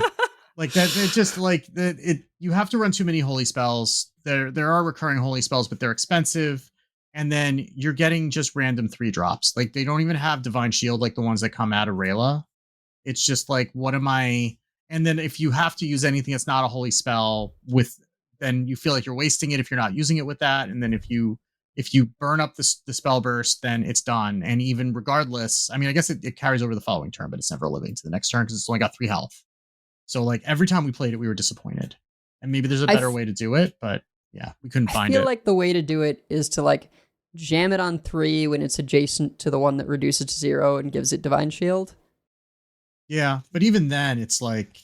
And then you've got the repeatable one that gives stuff Rush, right? Like... Yeah, I suppose the Dream Curve, if you get it with specifically those cards, like it specifically is next to the Orbital Halo, right? And then... But like, you want a Funnel Cake with it out, but Funnel Cake kills the spell burst. Right. Because like that's the dream, right? Because then it's like, okay, well now I'm going to get, I've got a board in a box. Now I get to get more mana and make more things, except that playing Funnel Cake kills the spell burst. So yeah, I don't, and then we were just having to run things like Twilight Torrent to like not die and kill things early and stuff like that. And it was... Maybe we should have run Nightshade Tea, except then we need some more healing, but... Yeah, I mean, and Holy Spring Water. There might be a deck here. It just felt like it was weird. It feels like this is it feels like Priest is a class that like has a starship coming in the mini set. Right? Because it feels like if there was a starship to play along with, then maybe that would be enough to get there. But like you can't really justify running the starship piece without the starship piece that gets you armor without like a starship to go with it. Like that's not really enough value. Maybe it is, I don't know. Well, and notably, like a mini set is exactly enough cards for that kind of thing, right? What is it? Yeah, it's 2 starship pieces and if you're building a starship spell, right? Like that's... Yeah. And if you're building a starship spell and maybe a legendary, right? Yeah. So. Well, you only get 3 in a mini set, but that would be enough. Unless you're getting a legendary, right? Or no, legendary is just one of the 3. Right, yeah. Okay. Yeah. Yeah. But even so, I mean, Ascara is, if it works with Ascara somehow, it's just like she is your legendary. Yeah. Or I guess not all of them got a legendary, right? Like the Death Knight got the spell, but doesn't have a starship legendary. Is that right? Yeah. No. The legendary in. I mean, even the Druid one is like it works with the starship. It's got synergy with the starship, but it doesn't. It doesn't have anything to do with the... Oh, no, it does say if you're building a starship, right? Yeah. Rogue got the one that's actually a piece. Yeah. Right. Yeah. Demon Hunter, you could use the starship together with the crew, I suppose, to give them a bit of a Savage Roar, but you definitely don't have to do that. So, yeah, you wouldn't necessarily need it. It's possible... It's also hard to build a slower deck when we don't know what the meta is that we're going into, or maybe there's some sort of faster Draenei Priest, but we don't know how to build it yet. We'll just say we'll just say that. The idea was that basically we topped off the curve at 7, so that it was just Amenthul and Velen, and then we were running Rest in Peace, so that ideally we could get like a bunch of Velens, and then Velens would get the Iskara Battlecry loaded into it, so we keep summoning whatever it is. But it's just like, what am I summoning? Right? Like that's the problem. Like, I mean, it's Shield of Iskara, but Shield of Iskara is not winning the game. It's just keeping you from losing. Right? So like the one with the death rattle of get some holy spells. But that's also really 7. That's also 7. Okay. I did see that if you have the one where you get 3 temporary Draenei and it activates from a Velen death rattle on the opponent's turn, they do stay until the end of your turn. So that would be a way of like gaining more value. So it's like, okay, they kill it, you get these 3 temporary Draenei, you play them, right? You resummon the Velen, and it's like it's just more stuff. There are things you can do, but it's also just kind of, and like it was weird, right? And it didn't really feel like, it felt like we weren't really going anywhere with it. So yeah, well, we'll have to see if there's another way to build it. Maybe it's just lots of different Draenei because or it's 42 priests, which we'll talk about in a minute. But we'll talk about 42 priests in a second. Hunter, we've touched upon this a little bit.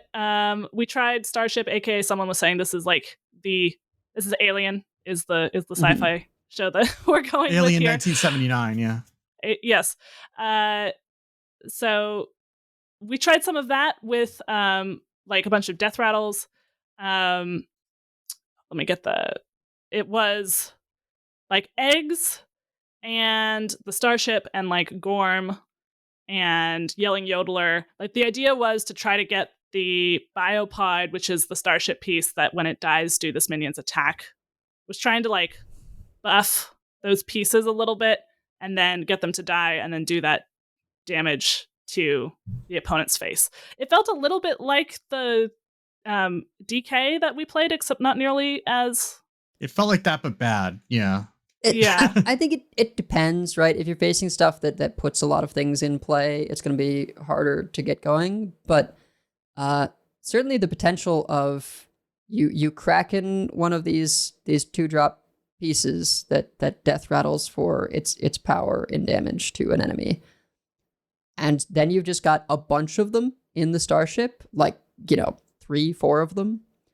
So when you Yodeler the Starship, that maybe is up to like 10 plus power. Yeah.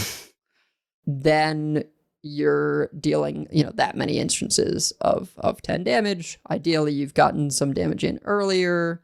I see the line. I see the vision. Well, we had a Carnivorous Cubicle. We had a Carnivorous Cubicle. I think we probably also needed Kraken. Camouflage Mount was pretty good in this deck. And I had one all-you-can-eat and the Gilly. We also never drew Niall. That didn't help either. That did not help. We didn't draw Niall. And we didn't draw the all-you-can-eat to draw Niall. Because we also have Gorm as a beast, Niall as a Draenei. I had Obsidian Revenant in there to be an elemental, and Yodeler is an undead. Yeah. It is. Yeah. So I don't know whether that's the way to go, but it felt cute. Well, and draw is tough for Hunter, right? Yeah, and maybe we didn't even need the Revenant just to make sure that you hit. Also, even because then it's still 4 types, right? So maybe the Revenant becomes Kraken instead, which is just more beasts, so you're more likely to draw a beast. But another thing you can do, and maybe this will end up being even better, is like if you forego Starships and just go the egg route, the extraterrestrial egg is just nuts, right? If they leave it there and you get to Yodeler that and it summons 2 3/5s that attack immediately, like that has done some pretty overpowered sorts of things in the early game. Not like insurmountable, but it is a big spike very early. Yeah. And you can run the thing that like gives all your minions +1 attack on hand, deck, and battlefield and stuff like that too. Very good. Then they're hitting for 4 or no, because it's not like Death Knight stuff where it does future things, but still good. That's true. Yeah. Yeah. It's still good. And some of the Discover stuff looked promising like that. Summon a couple 2/5 taunts was, if you draw Niall especially, obviously very easy to discount. If you don't, you do need a critical mass of like, You can do cute things like the scarab keychain. You can do ETC to guarantee if you have that thing that gives you 2 copies of what you discover. Yeah. Which for some reason I thought was a battle cry. It's not. It's while it's on the board. Yeah. So you can get a couple copies of ETC. Note that it does not work with Ignis. Ignis like crafts a weapon. It says like choose. Yeah. It shows 3 things, but yeah. That's what they did to Overplanner to get it to not give you all 3 cards that you're choosing between. But Titanforge traps, you will get both spells that you discover. Oh, that's pretty So cool. that's a pretty, and it also counts twice as a discover for discounting those 2/5 taunts, for example. So that's a pretty good card. I mean, it's a good card to run anyway in a lot of hunter decks, and then it's especially good in this archetype. You could run tracking the actual card. You could run bird watching. You have lots of options. The discover a beast that cost 5 or more, it cost 2 less? That was better than I expected as well, because since you are running Titanforge traps, like hitting subject 9 can be nice, right? And obviously King Crush is welcome, so there's a fair number of good hits in there that can give you some of that extra late game oomph. So I think that didn't work for us, but we saw it happen well for other people sometimes. And so CDC was winning with it, I think. So with some version of this, rolled me over at some point. Yeah. I caught Judge playing a version like that on the Theorycasting stream before we started going, and tried to make one similar to it, and it didn't quite work as well for us. But also, it may not have been quite the list. So, and then Libram Paladin. Wicked and I didn't try it. Edel tried it a bunch. Oh, it was tough. So the issue with Librams, as they are now, is it's always been the case that making them cheaper, obviously, makes them significantly more powerful. But the current iteration is really almost all or nothing, right?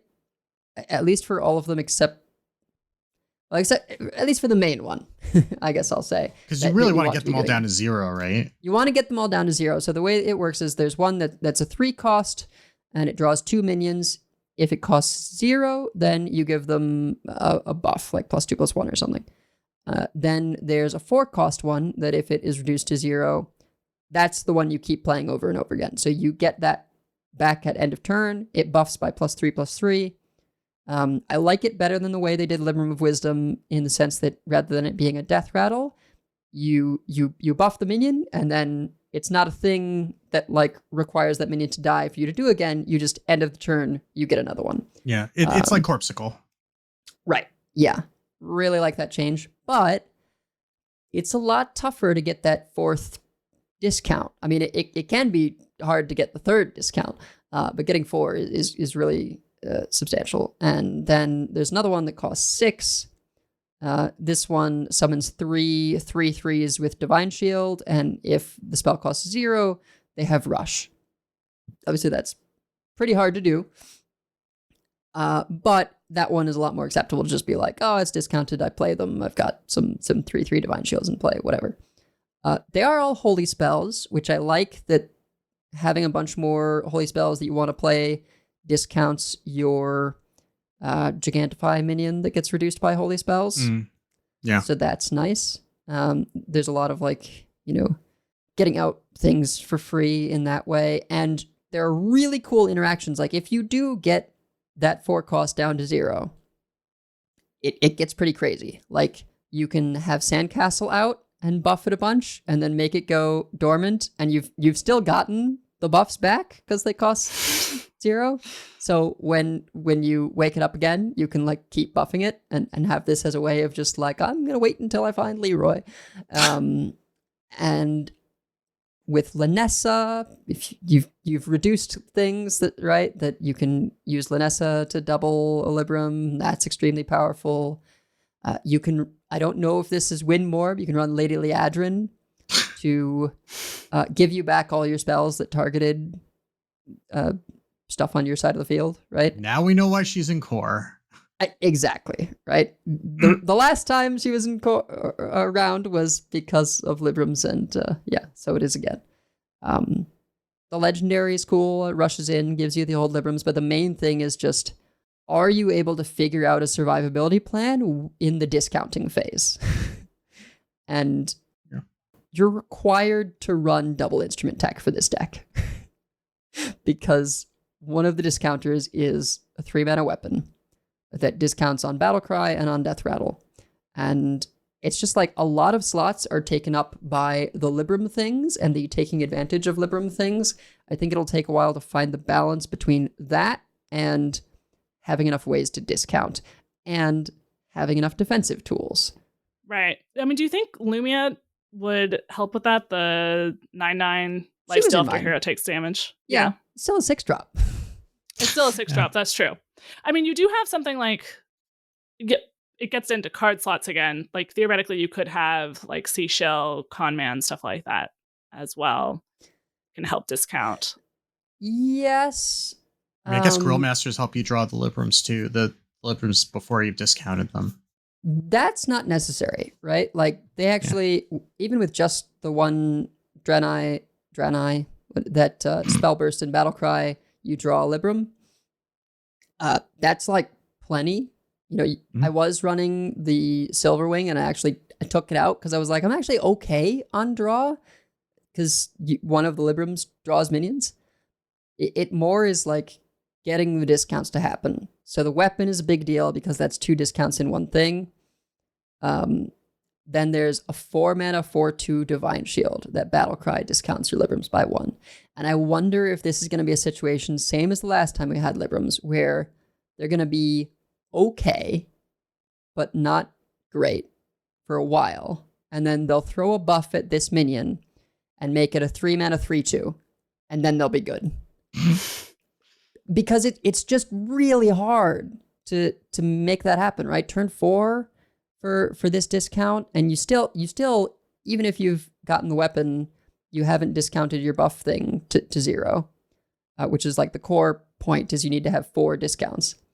I was running the 1/1 where you get a copy of the last Draenei you played because the discounter is a Draenei, so it's like, well, I can get another of this 4/2, assuming my opponent is slower. And you can also get a copy of the legendary where you get the old Librams. You can get a copy of Velen, which maybe doesn't deserve to be in the deck because it's too slow, but it is a way that you can get more discounts. So yeah, it needs some work. And if the meta is particularly aggressive, I'm not sure it has a chance. It is very cool. We'll see. I'm sure that if it really flops, they will do something for it. It seems like something that they would do something for, but yeah. I mean, they kind of went all in on that. That's what you're going to do in Paladin, right? For the most part. So if they're not going to work, they kind of need to make it work. But they've done that before with Librams too. Like Librams, with Librams, people forget, right, that Librams had to get buffed a bunch before they became viable the first time. So it would be on brand for them to come in weak and then have to get buffed before they're playing. Yeah, I think it was the 2/3. The 2-mana 2/3 became a 1-mana 1/3, and that was a huge deal. I mean, the kind of thing that like they're going to be oppressive if they're too strong. So they're going to start weak and then they're going to buff them. So this is the first version of that. All right. In terms of what we didn't play but must mention, we'll try to keep this short. Maybe let's start with Quasar Rogue so we don't end on this note. Oh yeah. So if you are not aware of what this deck does, Quasar is a 6-mana card. Although really it's 4 mana if you have prep, that says shuffle your hand into your deck, reduce the cost of cards in your deck by 3. But you have things like Knick-Knack Shack, you have things like Quick Pick, you're running potentially even like, I don't know, 7/7s in your deck. If you happen to top deck that, you draw 7 more cards for 4 mana. You have lots of draw because you're a rogue, and you have draw that you can do with an empty hand because of Knick-Knack Shack, and because of Quick Pick, but most importantly Shack, that you set up ahead of time. So if you happen to get this off, like Danehart did against us, he did Quick Pick on 2, He got the Knickknack Shack down on 3, probably with a coin. Then he did Prep Quasar. And then the next turn he did like Ethereal Oracle and just a million spells and a million minions because his entire deck was free. Yep. There's also been people doing stuff with asteroids because you just draw your whole deck with spell damage. Everything's free. Yeah. You kill them. Well, and notably so you run Tarslick, both because, I mean, you can ship it face, and you can clear their board, right? If you double damage of things to their minions. The new Rogue Legendary, I don't know if it'll make the cut in the end, but says your opponent's minions, if they're undamaged, take twice as much damage. So like that plus a Tarslick, and anything that hits them is pretty much going to kill them. That Phantom Knives is fine. So I'm if you're watching on the stream, I put the end state of the game against Dane Hearth up on the stream. This was turn 9 or turn 10 for him, I suppose. Because he just like didn't kill us for a while, well, but we just couldn't do anything. Well, because he ended the game with 150 armor. Wait, what? Yeah. I don't even like that game. That whole I don't game, even remember how that happened. That whole game was just kind of like, which way did the truck come from? But he ended the game with 150 armor. He had a 1520 starship. He had a Sonya. That's how he ended it, with that much. He had a Sonya, of course, and Sonya did crimes as normal. He had like 2 Sonyas. Yeah, this is not the standard Quasar, which I think is the asteroid list. We ran into him again later, and he was running the whatever the new version of Academic Espionage is, the one that shuffles all the 1-cost spells into your deck. He was having a good time. Yeah. So I think I get what happened. So something that I considered is, because Quasar reduces by 3, and Sonya does what she does to 1-cost cards. Yeah, you run cards that cost 4. Hard look at everything that costs 4. And notable, that armor, right? The Starship piece where you gain 6 armor, costs 4. So yeah, that would be a way you could do that. And then the other Starship things would be free. Most of what I was seeing in terms of Quasar Rogue were just like, throw everything at their face and hope it's enough. Yeah. Again, using the spell burst, draw 2 spells and +1 spell damage thing. Well, the Oracle. if you're at 165 health, it's a lot easier for those things to eventually get there. But it didn't take him that long, all things considered. Yeah, it's one of those cards where it's just like, this is going to be bad or do crimes, and there's no in between. Yeah. So I'm a little surprised at seeing this come out, and I am curious how long it'll last. Maybe it'll balance out against other things, but it's not going to be enjoyable to face, right? It's like rogue stuff, and if it goes in the direction that I think it's likely of a bunch of damage things, it'll end up being this thing of the really good players will have Knickknack Shack out and potentially win the turn that they play Quasar. Yeah. Because that's basically what you try and do. You try and have Knickknack Shack out when you play Quasar. Everything in your deck is 3 or less, so it's all free now. And you just need to get enough draw things such that you can keep the chain going and piece together enough damage for a lethal. Whether that means you're doing combo cards or you're doing spell damage and damaging that way, I don't know what's going to end up being better. I mean, when your whole deck is free, it doesn't really matter, right? Like, I had a couple more expensive cards to go for some of the combo things, like Blingtron plus the Beatboxer, right? There's a throwback. Yeah, right. Because there's a new combo spell that says discover a minion with combo. Your next one triggers its combo twice. So that is going to exist in some form, and we're all just going to have to be ready for it. Yeah, if it's too oppressive, they'll do something about it. But I agree that I'm surprised that it got here. But if you are the kind of player who you're like, this sounds like a great time, it's only an epic. It's not a legendary. if you enjoy solitaire, have at it, right? So. Yeah. I think partly we didn't even really know what happened with Dane in that one game because he just started playing so many cards that we were just like, you lose track. Yeah, we just started talking to chat instead of paying attention. It feels a little quest roguey, right? Where it's like, if you are the kind of deck that can't interact well with this, you will just get killed. Yeah. And then the Quasar Rogues will get run over by aggro. Yeah. Or I mean, I was actually thinking more of like Quest Mage, where not the most recent one, but the take an extra turn one, where my reaction to that was I would go down to the basement to go find a snack and come back up and see if I was dead or not. You know what it is? It might be Mozaki Mage. Yeah. Yeah. Because either you're going to, it's either you're going to kill them or you're not. And if you're not, if you're going to swing, you better swing for a home run. Because if you don't get it, then you're going to die.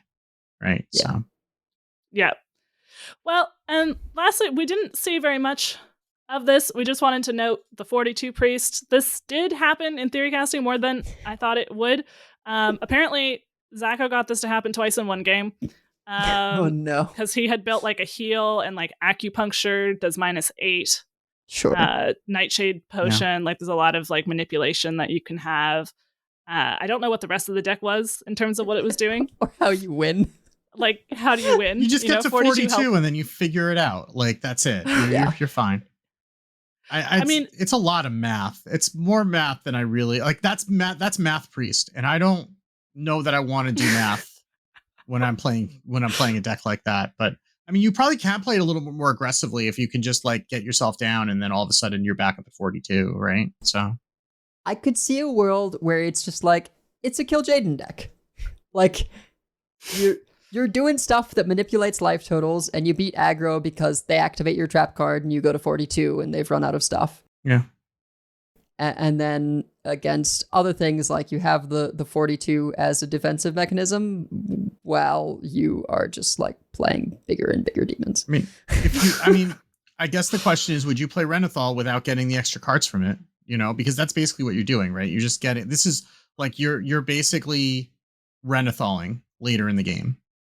I mean, you're healing up too, so like it's setting you to 42. But yeah, I mean, I could see a world in which like if you need that time, or even just like if you can just get to 42 and then just like dirtle your way to victory. I'm sure that there's, but if you have the things that are going to hit yourself in the face, then you're going to be a little bit more aggressive anyway, right? Mm-hmm. Like acupuncture does also do face damage to the other player sometimes. So yeah. Raven and I were talking about, if some kind of priest is good and you're going into a tournament, do you just throw one of these, Mysterious Tocha or something I think it's called? Yeah. You just throw one of these in the deck just to mess with them, right? Just so they have to think about it. Yeah. So it's like either they devote their energy to thinking about like, oh God, how do I keep them from being able to go to 42? Or they don't care, and then every once in a while you're just like, lol. I'll take that healing, please. See, we need to bring Specialist back so you can put that into the sideboard.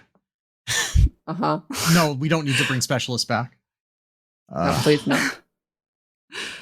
Well, I think on that note, we have found the meaning of life, the universe, and everything, and so we can wrap up our show. Yes, so we have many folks we'd like to thank. Check out our thanks section on the website at Concede.com, and you can also find our contact info, our show notes, and our Patreon information. You can monetarily support our show at patreon.com/Concede. Join us every week live by following us on Twitch at twitch.concede.com. Join our community chats in our Discord at discord.concede.com. And write into our email at coinconcede@gmail.com. Follow us on Twitter and Blue Sky at coinconcede. And if you'd like some CC swag, head on over to our shop at shop.coinconcede.com.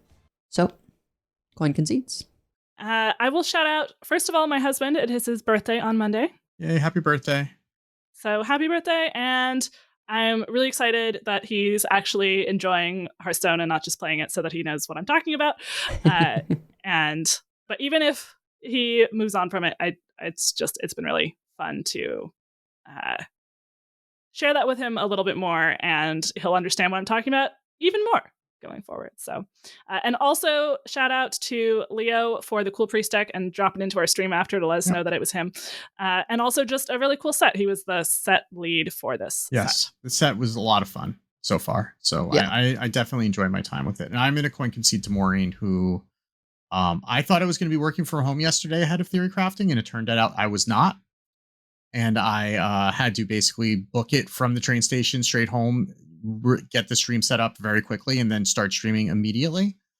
And in order to hit 6 o'clock, and Maureen was really good about just handling everything else so that I could do that. And she is a rock star as always, and so supportive. So, and I am lucky I'm lucky that she took a chance on an idiot like me. So, yeah.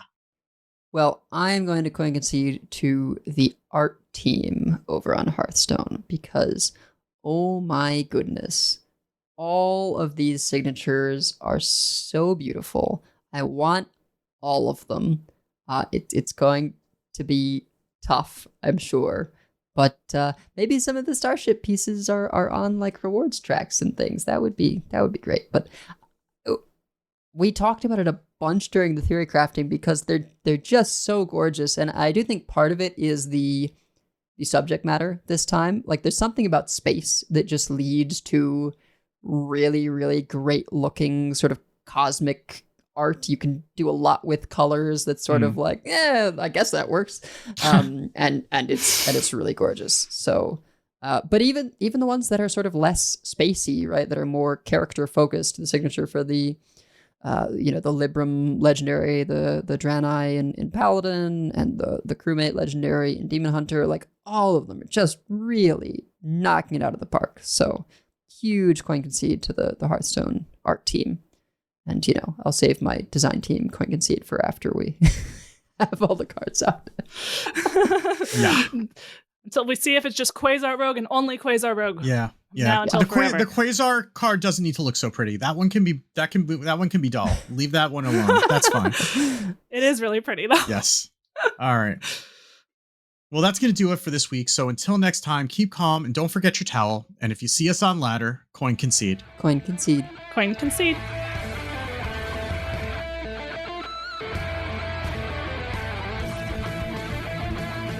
All life must end.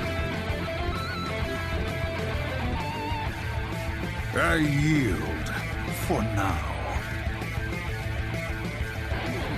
I concede. Well fought. I concede. You win this one. The victory is yours. You have bested me. I give up. You win this one, friend. You win this time. I choose death.